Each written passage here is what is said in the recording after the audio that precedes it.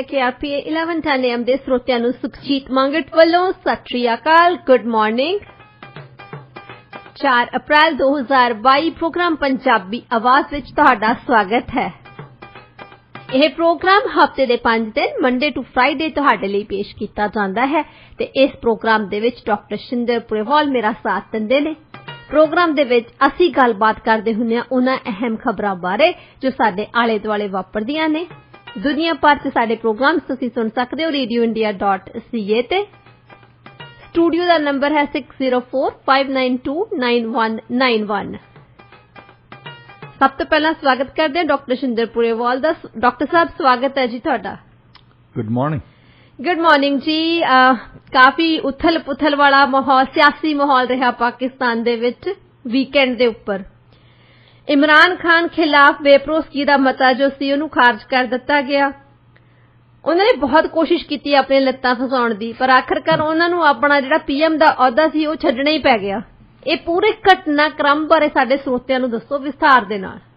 ਇੱਕ ਕਵਿਤਾ ਹੈ ਨਾ, ਕਹਿੰਦੇ ਜਦੋਂ ਦੇਸ਼ ਦੇ ਜੱਟ ਤਿਆਰ ਹੋਏ ਭੱਜੀ ਉੱਠ ਫਿਰ ਬੈਰੀ ਦੀ ਡਾਰ ਮੀਆਂ। ਜਨਰਲ ਬਾਜਵਾ ਨੇ ਜਦੋਂ ਬਿਆਨ ਦੇ ਦਿੱਤੇ ਤਾਂ ਉਸ ਤੋਂ ਬਾਅਦ ਉੱਥਲ ਪੁੱਥਲ ਸ਼ੁਰੂ ਹੋ ਗਈ ਉੱਥੇ। ਅੱਜ ਤੋਂ 4 ਸਾਲ ਪਹਿਲਾਂ ਇਮਰਾਨ ਖਾਨ ਮਿਲਟਰੀ ਦੇ ਜੇ ਨਾ ਸਪੋਰਟ ਹੁੰਦੀ ਉਹਨਾਂ ਨੇ ਬਣਨਾ ਨਹੀਂ ਸੀ। ਉਹਨਾਂ ਨੇ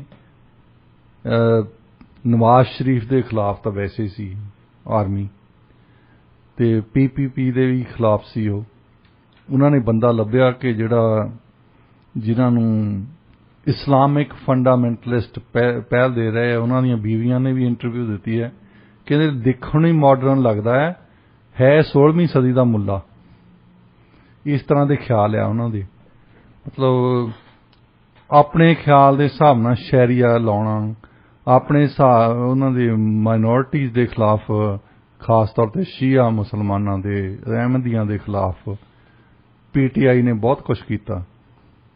ਔਰ ਜਿਹੜਾ ਉੱਥੇ ਦਾ ਐਜੂਕੇਸ਼ਨ ਸਿਸਟਮ ਸੀ ਉਹਦੇ ਵਿੱਚ ਸਿਲੇਬਸ ਚੇਂਜ ਕੀਤਾ, ਕਿਉਂਕਿ ਜਿਹੜੀਆਂ ਇਸਲਾਮਿਕ ਪਾਰਟੀਜ਼ ਸੀਗੀਆਂ ਕੋਲੀਸ਼ਨ ਦੇ ਵਿੱਚ ਉਹਨਾਂ ਦਾ ਜ਼ੋਰ ਚੱਲਦਾ ਸੀ ਉੱਥੇ।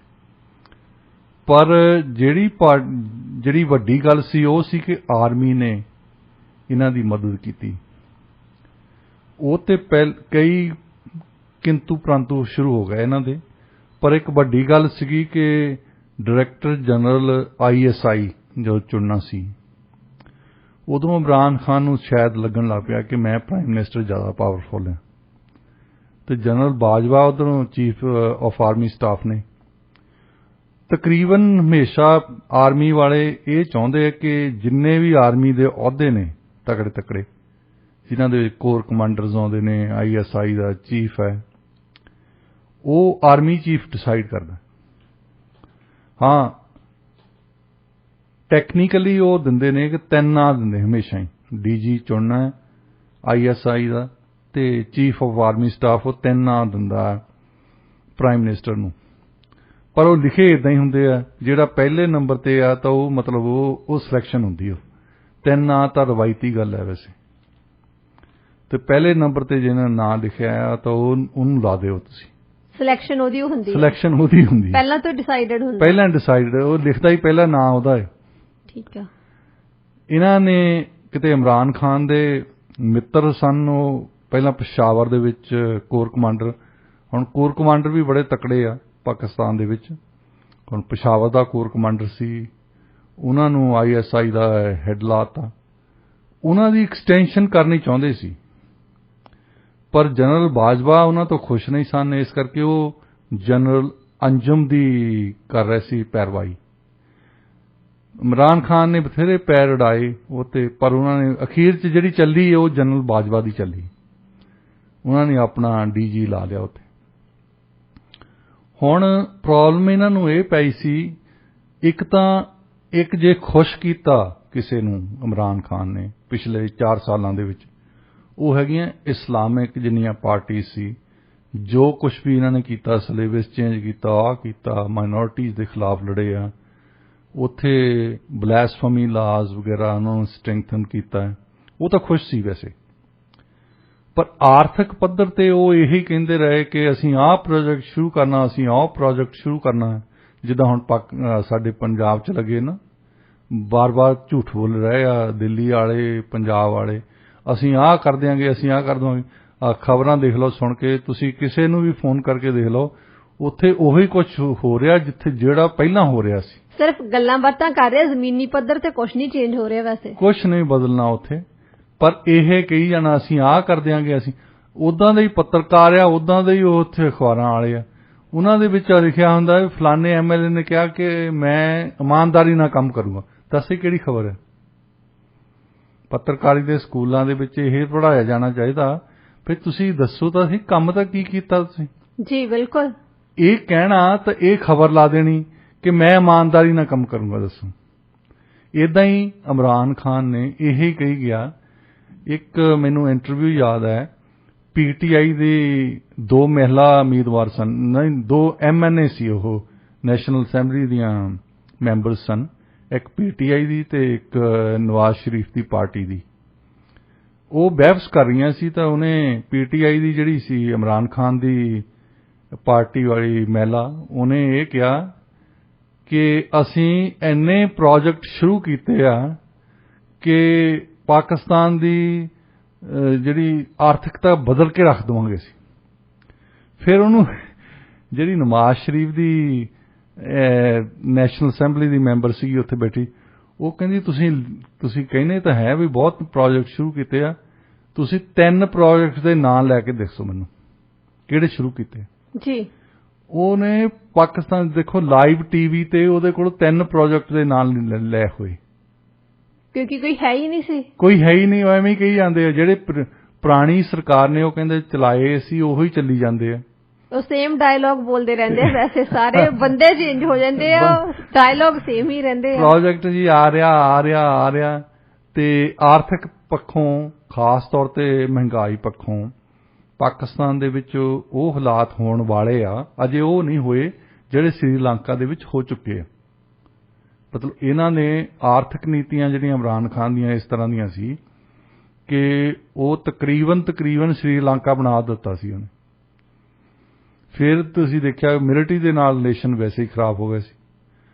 ਹੁਣ ਮਿਲਟਰੀ ਵਾਲੇ ਬਹੁਤ ਚਿਰ ਉਹਦੀ ਸਪੋਰਟ ਕਰਦੇ ਰਹੇ, ਇਸ ਕਰਕੇ ਕਿ ਨਵਾਜ਼ ਸ਼ਰੀਫ ਜਿੰਨੀ ਵਾਰੀ ਇੰਟਰਵਿਊ ਦਿੰਦੇ ਸੀ ਉਹ ਆਪਣਾ ਨਜ਼ਲਾ ਆਰਮੀ ਤੇ ਝਾੜਦੇ ਸੀ।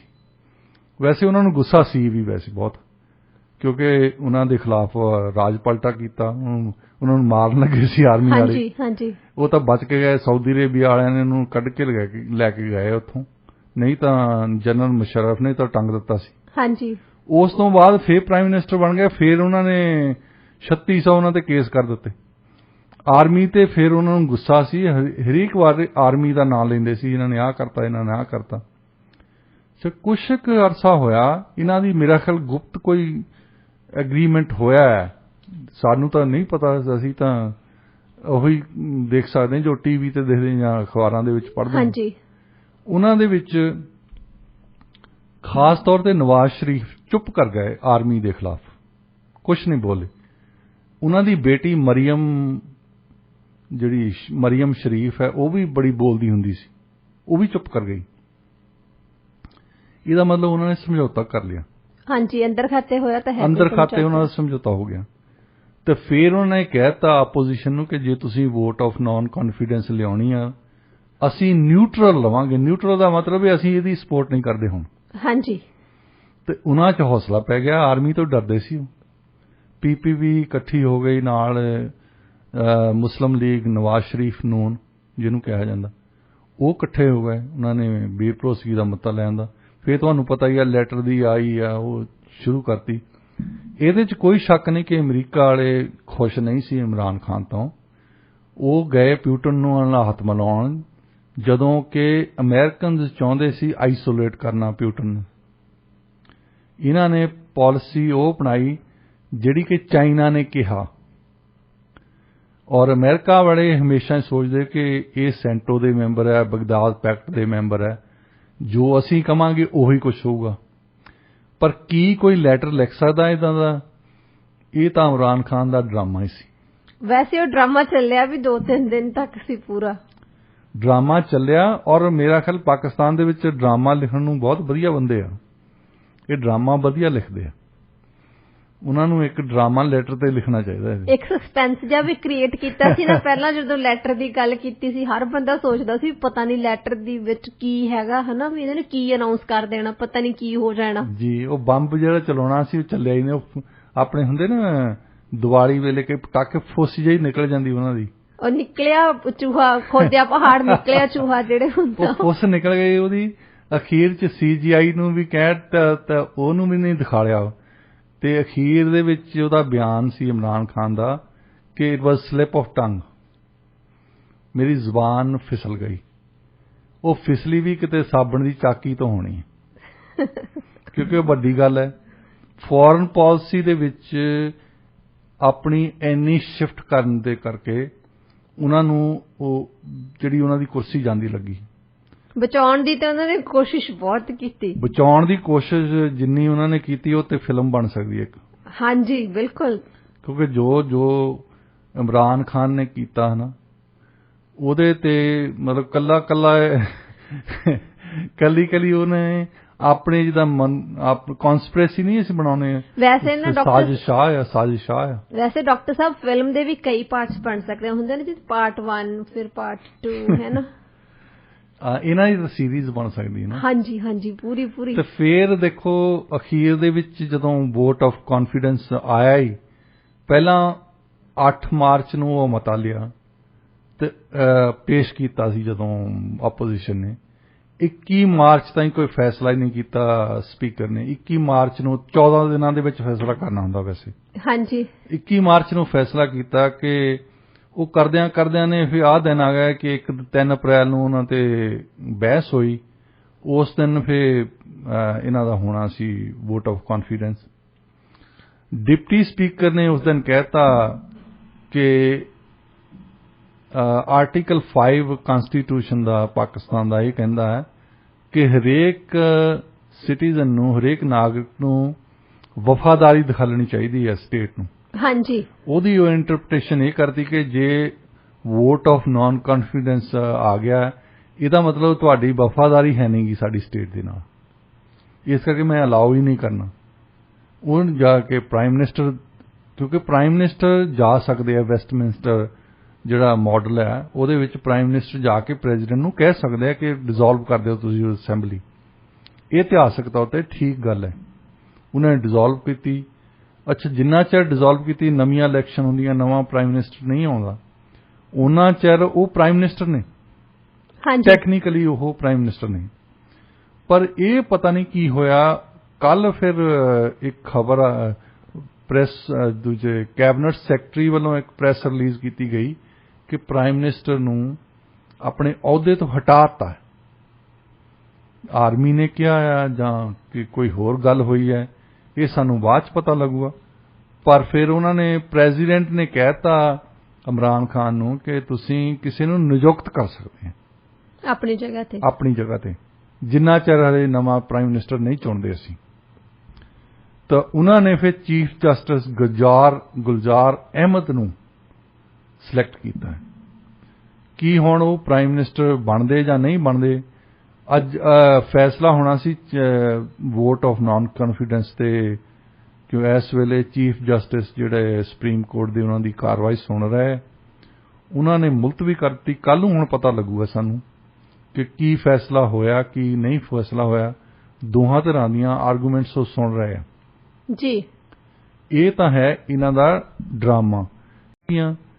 ਕਿਹੜੀ ਡੇਟ ਨੂੰ ਇਲੈਕਸ਼ਨਸ ਹੋਣਗੀਆਂ ਇਸ ਵੇਲੇ? ਜੇ ਤੁਸੀਂ ਪਾਪੂਲਰ ਓਪੀਨੀਅਨ ਦੇਖਦੇ ਆ ਤੇ ਉੱਥੇ ਮੁਸਲਿਮ ਲੀਗ ਨੂਨ ਜਿਹਨੂੰ ਕਿਹਾ ਜਾਂਦਾ ਨਵਾਜ਼ ਸ਼ਰੀਫ ਦੀ, ਉਹ ਅੱਗੇ ਹੈ ਸਭ ਤੋਂ, ਤੇ ਉਹਨਾਂ ਦੀ ਬੇਟੀ ਮਰੀਮ ਜਿਹੜੀ ਹੈ ਲੱਗਦਾ ਕਿ ਉਹ ਪ੍ਰਾਈਮ ਮਿਨਿਸਟਰ ਬਣੂਗੀ ਅਗਲੀ ਵਾਰ।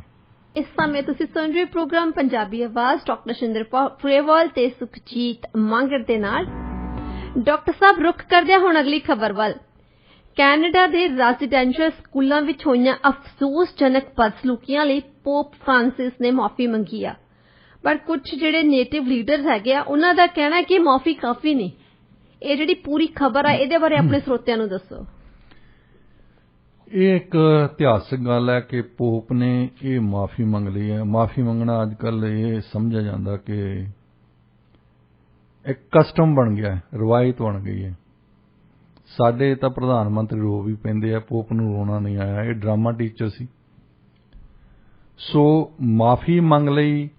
60% ਜਿੰਨੇ ਰੈਜ਼ੀਡੈਂਸ਼ੀਅਲ ਸਕੂਲ ਸੀਗੇ ਇੱਥੇ, ਉਹ ਕੈਥੋਲਿਕ ਚਰਚ ਕੰਟਰੋਲ ਕਰਦਾ ਸੀ ਉਹਨਾਂ ਨੂੰ। ਹਾਂਜੀ। ਜਿਹੜੀਆਂ ਅੱਜ ਕੱਲ੍ਹ ਲਾਸ਼ਾਂ ਲੱਭ ਰਹੀਆਂ ਉਹਨਾਂ ਦੇ ਵਿੱਚੋਂ ਲੱਭ ਰਹੀਆਂ ਜੀ। ਹੁਣ ਉਹਨਾਂ ਬਾਰੇ ਮਾਫੀ ਤੋਂ ਅੱਗੇ ਚੱਲ ਕੇ ਕੀ ਕਰਨਾ ਉਹਨਾਂ ਤੇ ਆਉਣ ਵਾਲੇ ਦਿਨਾਂ 'ਚ ਪਤਾ ਲੱਗੂਗਾ। ਪਰ ਉਹ ਜਿਹੜੀ ਨੇਟਿਵ ਲੋਕ ਜਿਹੜੇ ਲੀਡਰਸ ਆ ਨਾ, ਕੁਛ ਉਹਨਾਂ ਨੇ ਖਾਸ ਤੌਰ ਤੇ ਸੱਟ ਮਾਰਿਆ ਉਸ ਸਿਧਾਂਤ ਤੇ ਜਿਹਦਾ ਕਰਕੇ ਉਹਨਾਂ ਨੂੰ ਗੁਲਾਮ ਬਣਾਇਆ ਹੈ। ਕਲੋਨੀਅਲਿਜ਼ਮ ਤੇ ਰੇਸਿਜ਼ਮ ਬਾਰੇ ਗੱਲ ਕੀਤੀ ਹੈ। ਜਦੋਂ ਇੱਥੇ ਬ੍ਰਿਟਿਸ਼ ਤੇ ਫ੍ਰੈਂਚ ਆਏ ਆ, ਇਹਨਾਂ ਨੇ ਇੱਕ ਕਨਸੈਪਟ ਜਿਹਨੂੰ ਸੰਕਲਪ ਅਸੀਂ ਕਹਿੰਦੇ ਆ ਇੰਟਰੋਡਿਊਸ ਕੀਤਾ। ਟੈਰਾ ਨੈਲੀਆ ਲੈਟਿਨ ਸ਼ਬਦ ਹੈ ਜਿਹਦਾ ਮਤਲਬ ਹੈ ਐਮਪਟੀ ਲੈਂਡਸ, ਕਿ ਖਾਲੀ ਜਗ੍ਹਾ ਪਈ ਹੈ ਇੱਥੇ ਤੇ ਉੱਥੇ ਆ ਕੇ ਅਸੀਂ ਵਸ ਗਏ ਹਾਂ। ਖਾਲੀ ਜਗ੍ਹਾ ਇਸ ਕਰਕੇ ਕਹਿੰਦੇ ਸੀ ਜਿਹੜਾ ਨਾਨ ਕ੍ਰਿਸਚੀਅਨ ਆ ਉਹਨੂੰ ਬੰਦਾ ਹੀ ਨਹੀਂ ਮੰਨਦੇ। ਹੁਣ ਯੂਨਾਈਟਿਡ ਨੇਸ਼ਨਸ ਨੇ ਇੱਕ ਡੈਕਲੇਰੇਸ਼ਨ ਕੀਤਾ ਸੀ ਪਿੱਛੇ ਜਿਹੇ, ਐਲਾਨਨਾਮਾ ਜਿਹਨੂੰ ਅਸੀਂ ਕਹਿੰਦੇ ਹਾਂ। 28 ਸਾਲ ਵੱਖ-ਵੱਖ ਦੇਸ਼ਾਂ ਦੇ ਨੇਟਿਵ ਲੀਡਰ ਉਸ ਡੈਕਲੇਰੇਸ਼ਨ ਤੇ ਕੰਮ ਕੀਤਾ ਉਹਨਾਂ ਨੇ। 28 ਸਾਲ। ਉਹਨਾਂ ਵਿੱਚੋਂ ਇੱਕ ਦੀ ਇੰਟਰਵਿਊ ਸੀ, ਉਹ ਕਹਿੰਦਾ ਕਿ 7 ਸਾਲ ਸਾਨੂੰ ਪਹਿਲੇ ਜਿਹੜੇ ਇਸ ਗੱਲ ਤੇ ਲੱਗੇ ਦੱਸਣ ਲਈ ਕਿ ਅਸੀਂ ਹਿਊਮਨ ਬੀਇੰਗਸ ਹਾਂ, ਇਨਸਾਨ ਆ ਅਸੀਂ। ਇੰਨੇ ਜ਼ਿਆਦਾ ਸਾਲ ਲੱਗ ਗਏ ਉਹਨਾਂ ਨੂੰ ਸਿਰਫ ਇਹ ਦੱਸਣ ਲਈ। ਜਿਹੜਾ ਕ੍ਰਿਸਚੀਅਨਿਟੀ ਦਾ ਸਿਧਾਂਤ ਸੀ ਕਿ ਜਿਹੜਾ ਬੰਦਾ ਕ੍ਰਿਸਚੀਅਨ ਨਹੀਂ ਉਹ ਸੱਭਿਅਕ ਨਹੀਂ, ਉਹ ਇਨਸਾਨ ਨਹੀਂ ਹੈ। ਇਨਸਾਨ ਤੁਸੀਂ ਤਾਂ ਹੀ ਬਣ ਸਕਦੇ ਆ ਜੇ ਤੁਸੀਂ ਕ੍ਰਿਸਚੀਅਨ ਬਣ ਸਕਦੇ ਆ। ਤੇ ਉਹਨਾਂ ਨੂੰ ਇਹ ਲੱਗਦਾ ਸੀ ਕਿ ਇਨਸਾਨ ਸਿਰਫ ਉਹੀ ਬਣਾ ਸਕਦੇ ਜਿਹੜੇ ਆਮ ਲੋਕ ਹੈਗੇ ਆ। ਉਹਨਾਂ ਨੂੰ ਇਨਸਾਨ ਬਣਾਉਣ ਲਈ ਲਿਆਂਦਾ ਸੀ ਨਾ ਰੈਜ਼ੀਡੈਂਸ਼ੀਅਲ ਸਕੂਲ ਦੇ ਵਿੱਚ। ਉਹਨਾਂ ਨੂੰ ਉਹਨਾਂ ਦੀ ਬੋਲੀ ਖਤਮ ਕੀਤੀ ਜਾਵੇ, ਉਹਨਾਂ ਦੇ ਕਸਟਮ ਖਤਮ ਕੀਤੇ ਜਾਣ, ਸਭ ਕੁਝ ਖਤਮ ਕਰਕੇ ਕ੍ਰਿਸਚੀਅਨਿਟੀ ਸਿਖਾਈ ਜਾਵੇ ਤਾਂ ਕਿ ਇਨਸਾਨ ਬਣ ਸਕਣ। ਹੁਣ ਜਿਹੜੀ ਪੁਰਾਣੀ ਡੈਫੀਨੇਸ਼ਨ ਆ ਉਹ ਅੱਜ ਤੱਕ ਵੀ ਇਹੀ ਡੈਫੀਨੇਸ਼ਨ ਹੈ, ਪਰ ਪੁਰਾਣਾ ਸੰਕਲਪ ਚੇਂਜ ਹੋ ਗਿਆ।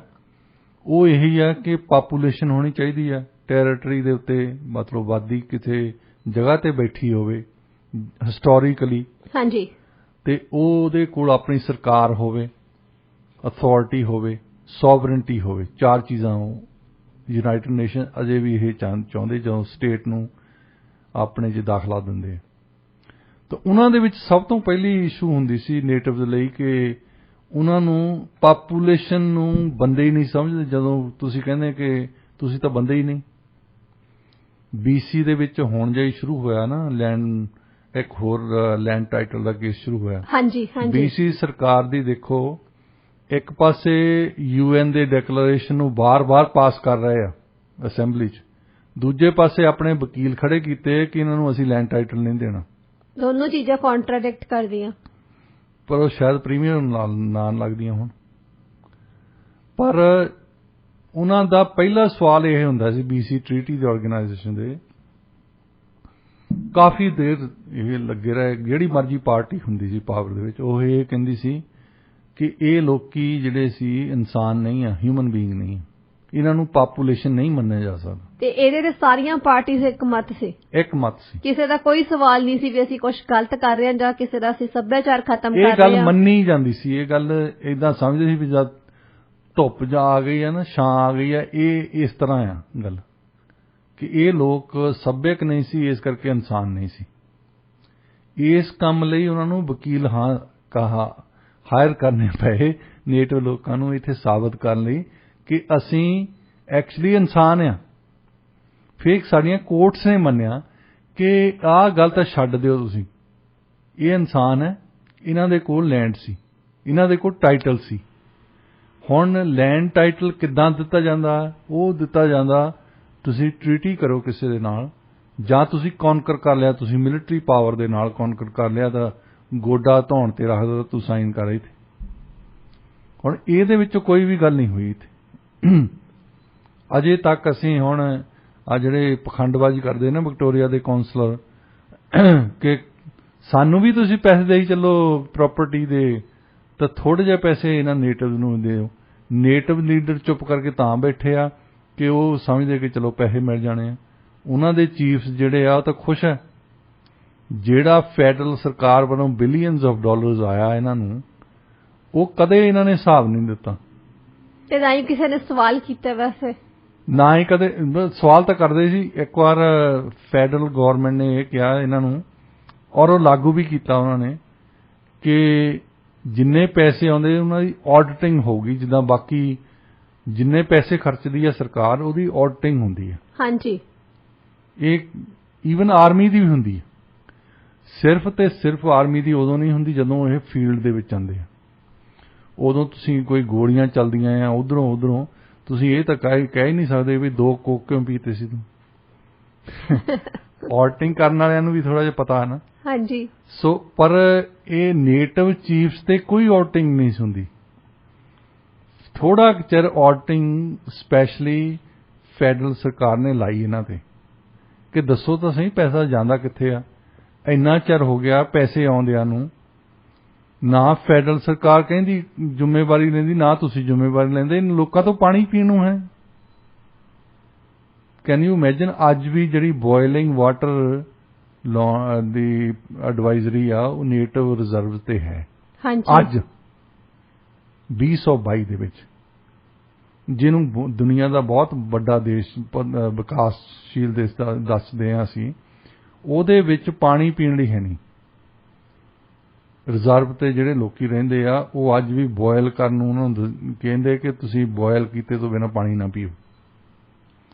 ਇਹਦੀ ਆਡਿਟਿੰਗ ਤਾਂ ਹੋਣੀ ਚਾਹੀਦੀ ਹੈ ਨਾ। ਹਾਂਜੀ। 2015 ਦੇ ਵਿੱਚ ਫਿਰ ਜਸਟਿਨ ਟਰੂਡੋ ਨੇ ਕਹਿ ਦਿੱਤਾ ਕਿ ਨਹੀਂ, ਆਡਿਟਿੰਗ ਨਹੀਂ ਹੋਗੀ, ਕਿਉਂਕਿ ਉਹਨੂੰ ਪਤਾ ਸੀ ਕਿ ਵੋਟਾਂ ਲੈਣ ਲਈ ਚੀਫਸ ਦੀ ਲੋੜ ਹੈ। ਚੀਫਸ ਤੇ ਲੋਕੀ ਡਿਪੈਂਡੈਂਟ ਹੈ ਜਿਹੜੇ ਰਿਜ਼ਰਵ 'ਚ ਰਹਿੰਦੇ। ਉਹਨਾਂ ਨੂੰ ਘਰ ਨਹੀਂ ਮਿਲਦਾ, ਉਹਨਾਂ ਨੂੰ ਜੌਬ ਨਹੀਂ ਮਿਲਦੀ। ਜੇ ਉਹਨਾਂ ਨੂੰ ਹੈਲਥ ਸਰਵਿਸਿਜ਼ ਚਾਹੀਦੀਆਂ ਉਹ ਵੀ ਚੀਫ ਨੇ ਦੇਣੀਆਂ। ਸੋ ਇਸ ਕਰਕੇ ਉਹ ਵੋਟਾਂ ਜਿੱਦਾਂ ਸਾਡੇ ਡੇਰਿਆਂ ਤੇ ਨਹੀਂ ਚੱਲ ਜਾਂਦੇ। ਬਾਬਾ ਰਾਮ ਰਹੀਮ ਨੇ ਕਿਸੇ ਨੂੰ ਕਹਿ ਦਿੱਤਾ, ਚੱਕਰ ਸਾਰਾ ਵੋਟ ਬੈਂਕ ਦਾ ਹੀ ਹੈ। ਚੱਕਰ ਸਾਰਾ ਵੋਟ ਬੈਂਕ ਦਾ। ਜਸਟਿਨ ਟਰੂਡੋ ਨੇ ਵੋਟਾਂ ਲੈਣ ਲਈ ਇਹਨਾਂ ਨੂੰ ਕਹਿ ਦਿੱਤਾ ਕਿ ਆਡਿਟਿੰਗ ਨਹੀਂ ਹੋਊਗੀ। ਪਰ ਨਾਲ ਹੀ ਇੱਕ ਉਹਨਾਂ ਨੇ ਉਦੋਂ ਵਾਅਦਾ ਕੀਤਾ ਸੀ ਕਿ 2021 ਤਾਈਂ ਜਿਹੜੀ ਬੋਇਲਿੰਗ ਵਾਟਰ ਐਡਵਾਈਜ਼ਰੀ ਉਹ ਖਤਮ ਹੋ ਜਾਊਗੀ। ਹੁਣ 2015 ਤੋਂ 2021 ਤਾਈਂ ਕੁਝ ਨਹੀਂ ਹੋਇਆ। ਵੈਸੇ ਜਦੋਂ ਤੁਸੀਂ ਮੈਂਸ਼ਨ ਕਰਦੇ 2021 ਤੱਕ, ਹੈ ਨਾ, ਡੈਡਲਾਈਨ ਹੁੰਦੀ, ਉਹਦੇ ਵਿੱਚ ਇੱਕ ਡੇਟ ਮੈਂਸ਼ਨ ਕੀਤੀ ਜਾਂਦੀ ਹੁੰਦੀ ਆ ਵੀ ਇਹ 2021 ਦੀ ਇਸ ਮਹੀਨੇ ਦੀ ਇਸ ਤਰੀਕ ਤੱਕ ਆਹ ਕੰਮ ਹੋ ਜਾਊਗਾ। ਜੇ ਨਹੀਂ ਹੁੰਦਾ ਉਹ ਤੋਂ ਬਾਅਦ ਫਿਰ ਗਾਹਾਂ ਬੰਦਾ ਸਵਾਲ ਉਠਾਉਂਦਾ। ਤੇ ਇਹੋ ਜਿਹਾ ਕੁਝ ਉਹਨਾਂ ਨੇ ਨਹੀਂ ਅਨਾਉਂਸ ਕੀਤਾ ਸੀ, ਸਿਰਫ ਇਹੀ ਕੀਤਾ ਸੀ ਕਿ 2021 ਤੱਕ। 2021 ਬਸ ਅਨਾਉਂਸ ਕੀਤਾ। ਜਿੱਦਾਂ ਹੁਣ ਉਹਨਾਂ ਨੇ ਮਿਨਿਸਟਰ ਨੇ ਕਹਿਤਾ ਕਿ ਅੱਗੇ ਤਾਂ ਸਾਡੇ ਤੋਂ ਹੋਇਆ ਨਹੀਂ। ਹੁਣ ਉਹਨਾਂ ਨੂੰ ਜਗਮੀਤ ਸਿੰਘ ਨੇ ਬਲੈਂਕ ਚੈੱਕ ਦੇਤੀ ਨਾ। ਹਰ ਗੱਲ ਕਰਦੀ ਆ ਫੈਡਰਲ ਸਰਕਾਰ, ਜਸਟਿਨ ਟਰੂਡੋ ਦੇ ਮਿਨਿਸਟਰ, ਉਹ 2025 ਤਾਈਂ ਗੱਲ ਕਰਦੇ ਆ। ਮਤਲਬ ਡੈਡਲਾਈਨ ਨਹੀਂ ਦਿੰਦੇ। ਹੁਣ ਡੈਡਲਾਈਨ ਕੋਈ ਨਹੀਂ। ਹੁਣ 2025 ਤਾਈਂ ਆ ਗਿਆ ਕਿ ਜਸਟਿਨ ਟਰੂਡੋ ਦੀ ਸਰਕਾਰ 2025 ਤਾਈਂ ਹੈਗੀ ਆ। ਹੈਗੀ ਤਾਂ ਘੱਟ ਗਿਣਤੀ ਦੀ ਸਰਕਾਰ ਹੈ, ਕੱਲ ਨੂੰ ਵੀ ਡਿੱਗ ਸਕਦੀ ਸੀ। ਹਾਂਜੀ ਹਾਂਜੀ। ਪਰ ਜਗਮੀਤ ਸਿੰਘ ਉਹਨਾਂ ਨੇ ਬਲੈਂਕ ਚੈੱਕ ਦੇਤੀ ਆ ਵੀ ਮੈਨੂੰ ਨੌਕਰੀ ਕੋਈ ਪੱਕੀ ਕਰਕੇ ਦੇ ਦਿਓ, ਮੈਂ ਤਾਂ ਵਿਕ ਚੁੱਕਾ। ਜੀ ਉਹੀ ਗੱਲ ਆ ਨਾ, ਜਦੋਂ ਡੈਡਲਾਈਨ ਨਹੀਂ ਸੈੱਟ ਕਰਦੇ, ਜਿਵੇਂ ਪੰਚਾਂ ਦਾ ਕਿਹਾ ਸਿਰ ਮੱਥੇ ਪਰਨਾਲਾ ਉੱਥੇ ਦਾ ਉੱਥੇ, ਕਹੀ ਚਲੋ 2021 ਤੱਕ ਹੋ ਜੂ, ਫਿਰ ਕਹਤਾ 2025 ਤੱਕ ਹੋ ਜੂ, ਫਿਰ ਕਹਿ ਦੇਣਗੇ ਅੱਗੇ ਦੇਖੀ ਜਾਊਗੀ, ਹੈ ਨਾ। ਕਿਉਂਕਿ ਅਗਲੀ ਵਾਰ ਨੂੰ ਤਾਂ ਜਸਟਿਨ ਟਰੂਡੋ ਹੋਣੇ ਨਹੀਂ। ਹਾਂਜੀ। ਜਗਮੀਤ ਸਿੰਘ ਨੂੰ ਵੀ ਕਿਤੇ ਬਿਠਾਇਆ ਹੋਣਾ ਪੋਜੀਸ਼ਨ ਦੇ ਕੇ। ਜੀ ਬਿਲਕੁਲ। ਤੇ ਉਹ ਸੋਚਦੇ ਕਿ 2025 ਤੋਂ ਬਾਅਦ ਫਿਰ ਜਿਹੜਾ ਵੀ ਲੀਡਰ ਆਊਗਾ ਉਹ ਫਿਰ 2030 ਕਹਿਣਾ ਸ਼ੁਰੂ ਕਰ, 35 ਸ਼ੁਰੂ ਕਰ ਦੂਗਾ, ਕਿਉਂਕਿ ਸਾਲ ਤਾਂ ਆ ਹੀ ਜਾਂਦੇ ਨਾ ਮੁੜ ਕੇ। ਹਾਂਜੀ। ਅਸੀਂ ਕਹਿੰਦੇ ਹੁੰਦੇ ਕੱਲ ਤਾਂ ਕਦੇ ਨਹੀਂ ਆਉਂਦੀ ਨਾ। ਜੀ ਬਿਲਕੁਲ। ਤੁਸੀਂ ਕਹਿੰਦੇ ਕੱਲ ਨੂੰ। ਹਾਂਜੀ। ਉਹਦੀ ਡੇਟ ਦਿਓ, ਉਹਦਾ ਟਾਈਮ ਦਿਓ। ਜੀ ਬਿਲਕੁਲ। ਉਹਦਾ ਸਾਲ ਦੱਸੋ। ਕੱਲ ਨੂੰ ਤਾਂ ਆ ਹੀ ਜਾਣਾ। ਕੱਲ ਨੂੰ ਕਰੂੰਗਾ, ਕੱਲ ਨੂੰ ਕਰੂੰਗਾ, ਕੱਲ ਨੂੰ ਕਰੂੰਗਾ। ਇਹ ਕੱਲ ਤਾਂ ਆਇਆ ਹੀ ਨਹੀਂ ਕਦੇ। ਜੀ। ਕੱਲ ਆਉਣਾ ਤੇ ਕੱਲ ਦਾ ਵੀ ਹੈ। ਜੀ ਬਿਲਕੁਲ। ਪਰਸੋਂ ਜਿਹੜਾ ਹੈ ਉਹ ਕੱਲ ਦਾ ਕੱਲ ਆ। ਹਾਂਜੀ ਹਾਂਜੀ। ਸੋ ਇਸੇ ਤਰ੍ਹਾਂ ਸਾਡੀ ਫੈਡਰਲ ਸਰਕਾਰ ਨੇ ਅੱਜ ਤੱਕ ਬਿਲੀਅਨਸ ਆਫ ਡਾਲਰਸ ਖਰਚੇ ਆ, ਜਿਹੜੇ ਕਿ ਪਤਾ ਹੀ ਨਹੀਂ, ਆਡਿਟਿੰਗ ਹੋਈ ਨਹੀਂ ਰਿਜ਼ਰਵਸ ਦੀ, ਤੇ ਉੱਥੇ ਇਹਨਾਂ ਦੇ ਕੋਲ ਜਿਹੜੀ ਬੇਸਿਕ ਸਹੂਲਤ ਹੋਣੀ ਚਾਹੀਦੀ ਹੈ, ਜਿਹੜੇ ਸਾਡੇ ਪਿੰਡਾਂ 'ਚ ਵੀ ਹੁੰਦੀ ਸੀ। ਜਦੋਂ ਅਸੀਂ ਉੱਥੇ ਰਹਿੰਦੇ ਹੁੰਦੇ ਸੀ ਉਦੋਂ ਪ੍ਰਦੂਸ਼ਿਤ ਪਾਣੀ ਹੈ ਨਹੀਂ ਸੀ ਉੱਥੇ, ਜਿਹੜਾ ਨਲਕੇ 'ਚੋਂ ਕੱਢ ਕੇ ਪੀਂਦੇ ਸੀ ਉਹ ਪੀਣ ਯੋਗ ਪਾਣੀ ਸੀ। ਤੇ ਕੈਨੇਡਾ ਦੇ ਵਿੱਚ ਇਹਨਾਂ ਦੇ ਕੋਲ ਪੀਣ ਲਈ ਪਾਣੀ ਹੈ ਨਹੀਂ। ਸੋ ਜਿਹੜੇ ਨੇਟਿਵ ਲੋਕੀ ਆਵਾਜ਼ ਉਠਾਉਂਦੇ ਆ, ਉਹ ਕਹਿੰਦੇ ਪਹਿਲੀ ਗੱਲ ਤਾਂ ਤੁਸੀਂ ਦੱਸੋ ਕੀ ਉਹ ਸਿਧਾਂਤ ਤੁਹਾਡਾ ਬਦਲ ਗਿਆ ਜਿਹਨੇ ਸਾਨੂੰ ਕਲੋਨੀਅਲ ਪਾਵਰ ਲੈ ਕੇ ਆਏ, ਤੁਸੀਂ ਸਾਨੂੰ ਬੰਦੇ ਹੀ ਨਹੀਂ ਸਮਝਦੇ ਸੀ। ਉਹ ਤੇ ਇਸ਼ੂ ਤੇ ਪਹਿਲਾਂ ਸੈਟਲਮੈਂਟ ਕਰੋ ਤੁਸੀਂ ਕਿ ਟੈਰਾ ਨੈਲੀਆ ਦਾ ਸਿਧਾਂਤ ਬਦਲ ਗਿਆ। ਹੁਣ ਰੇਸਿਜ਼ਮ ਤੁਹਾਡੇ ਤੁਸੀਂ ਜੋ ਫੈਲਾਇਆ ਸੀ ਉਹ ਖਤਮ ਹੋ ਗਿਆ। ਅਜੇ ਤੱਕ ਸਾਰੀਆਂ ਪਾਲਿਸੀ ਤਾਂ ਤੁਹਾਡੀਆਂ ਇਹੀ ਹੈ, ਜੋ ਕੁਝ ਰਿਜ਼ਰਵ ਤੇ ਚੱਲਦਾ ਹੈ ਉਹਦੇ ਵਿੱਚ ਕੋਈ ਤਬਦੀਲੀ ਨਹੀਂ ਹੋਈ। ਸੋ ਮੁਆਫੀ ਦਾ ਕੋਈ ਕੰਮ ਨਹੀਂ ਹੈ। ਜੇ ਤਬਦੀਲੀ ਲਿਆਉਣੀ ਤਾਂ ਸਾਡੀ ਲਾਈਫ ਦੇ ਵਿੱਚ ਲੈ ਕੇ ਆਓ।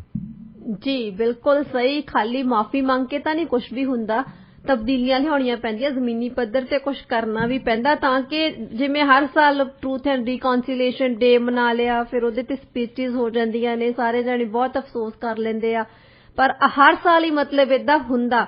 ਪਰ ਉਹ ਪੂਰਾ ਜਿਹੜਾ ਸਾਲ ਬੀਤਿਆ ਹੁੰਦਾ ਉਹਦੇ ਵਿੱਚ ਐਗਜ਼ੈਕਟਲੀ ਐਕਚੁਅਲ ਦੇ ਵਿੱਚ ਕੀ ਹੋਇਆ ਹਾਲਾਤਾਂ ਨੂੰ ਸੁਧਾਰਨ ਦੇ ਲਈ, ਸਵਾਲ ਤਾਂ ਫਿਰ ਇਹ ਆ। ਜਿਨ੍ਹਾਂ ਦੇ ਨਾਲ ਹੋਇਆ ਨਾ ਉਹਨਾਂ ਨੂੰ ਕੋਈ ਪੁੱਛਦਾ ਹੀ ਨਹੀਂ ਵਿਚਾਰਿਆਂ ਨੂੰ। ਨਹੀਂ, ਬਿਲਕੁਲ ਵੀ ਨਹੀਂ। ਉਹਨਾਂ ਦੀ ਤਾਂ ਕੋਈ ਨਹੀਂ ਬਾਤ ਪੁੱਛਦਾ, ਉਹਨਾਂ ਦੀ ਆਵਾਜ਼ ਨਹੀਂ। ਬਿਲਕੁਲ। ਡਾਕਟਰ ਸਾਹਿਬ, ਹੁਣ ਆਪਾਂ ਰੁੱਖ ਕਰਦੇ ਹਾਂ ਅਗਲੀ ਖਬਰ ਵੱਲ, ਜਿਸ ਦਾ ਸਬੰਧ ਹੈਗਾ ਅਲਬਰਟਾ ਦੇ ਪ੍ਰੀਮੀਅਰ ਜੇਸਨ ਕੈਨੀ ਨਾਲ। ਵੈਸੇ ਤਾਂ ਕੋਈ ਨਹੀਂ ਚਾਹੁੰਦਾ, ਪੋਲੀਟੀਸ਼ੀਅਨ ਵੀ ਜਦੋਂ ਉਹ ਸਵੇਰੇ ਉੱਠੇ ਤੇ ਉੱਠ ਕੇ ਉਹਨੂੰ ਕੋਈ ਬੁਰੀ ਖਬਰ ਆਪਣੇ ਬਾਰੇ ਕਿਤੇ ਪੜ੍ਹਨ ਨੂੰ ਮਿਲੇ ਜਾਂ ਕਿਤੇ ਸੁਣਨ ਨੂੰ ਮਿਲੇ। ਮੈਨੂੰ ਲੱਗਦਾ ਜੇਸਨ ਕੈਨੀ ਤਾਂ ਹੁਣ ਯੂਜ਼ ਟੂ ਹੀ ਹੋ ਗਏ ਲੱਗਦੇ ਆ, ਕਿਉਂਕਿ ਐਂਗਸ ਰੀਡ ਇੰਸਟੀਚਿਊਟ ਵੱਲੋਂ ਇੱਕ ਸਰਵੇ ਕੀਤਾ ਗਿਆ, ਜਿਸ ਤੋਂ ਬਾਅਦ ਇਹ ਸਾਹਮਣੇ ਆਇਆ ਕਿ ਅਲਬਰਟਾ ਦੇ ਲੋਕ ਕੈਨੀ ਦੀ ਸਰਕਾਰ ਤੋਂ ਇਸ ਹੱਦ ਤੱਕ ਨਿਰਾਸ਼ ਤੇ ਨਾਖੁਸ਼ ਨੇ ਕਿ ਸਿਰਫ 30% ਅਪਰੂਵਲ ਰੇਟਿੰਗ ਮਿਲੀ ਆ ਕੈਨੀ ਨੂੰ। ਐਂਡ ਇਹ ਨਾ ਕੈਨੇਡਾ ਵਿੱਚ ਮੌਜੂਦਾ ਪ੍ਰੀਮੀਅਰਸ ਵਿੱਚ ਸਭ ਤੋਂ ਜ਼ਿਆਦਾ ਘੱਟ ਆ।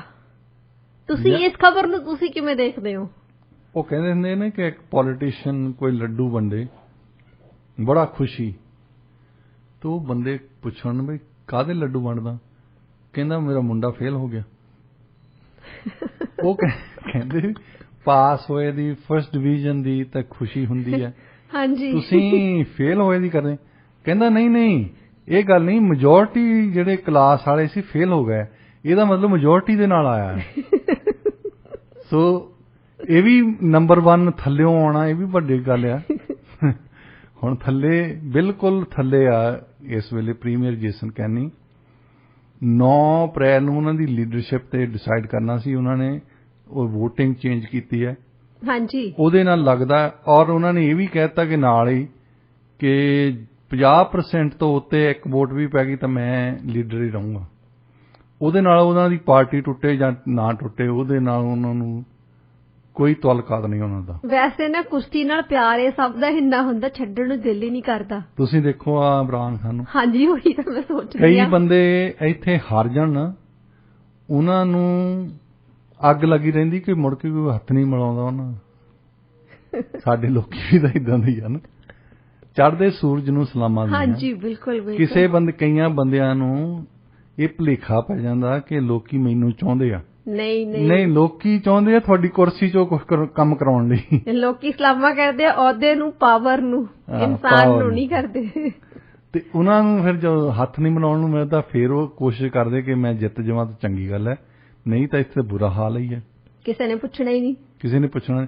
ਹਾਂ, ਤੁਹਾਡਾ ਇਨਸਾਨ ਤੁਸੀਂ ਵਧੀਆ ਹੋਵੋ, ਲੋਕਾਂ ਦੇ ਕੰਮ ਆਉਣੇ ਆ, ਲੋਕੀ ਤੁਹਾਨੂੰ ਮਿਲਦੇ ਆ, ਫਿਰ ਇਹਦਾ ਮਤਲਬ ਬਿਨਾਂ ਹੀ ਕੁਰਸੀ ਤੋਂ ਮਿਲ ਰਹੇ ਜੀ। ਬਹੁਤ ਇਨਸਾਨ ਹੈਗੇ ਇੱਥੇ, ਹਾਂਜੀ, ਜਿਨ੍ਹਾਂ ਨੂੰ ਲੋਕੀ ਚਾਹੁੰਦੇ ਆ, ਜਿਨ੍ਹਾਂ ਨੂੰ ਮਿਲਦੇ ਆ, ਉਹਨਾਂ ਦਾ ਸਤਿਕਾਰ ਕਰਦੇ ਆ। ਪਰ ਜਿਹੜੇ ਬੰਦੇ ਕੁਰਸੀ ਦਾ ਕਰਕੇ ਹੀ ਚਾਹੁੰਦੇ ਆ, ਜਿਨ੍ਹਾਂ ਨੂੰ ਪਤਾ ਕਿ ਸਾਡਾ ਕੁਰਸੀ ਦਾ ਕਰਕੇ ਸਤਿਕਾਰ ਹੁੰਦਾ, ਉਹਨਾਂ ਦੇ ਵਿੱਚ ਜੇਸਨ ਕੈਨੀ ਵੀ ਹੈ।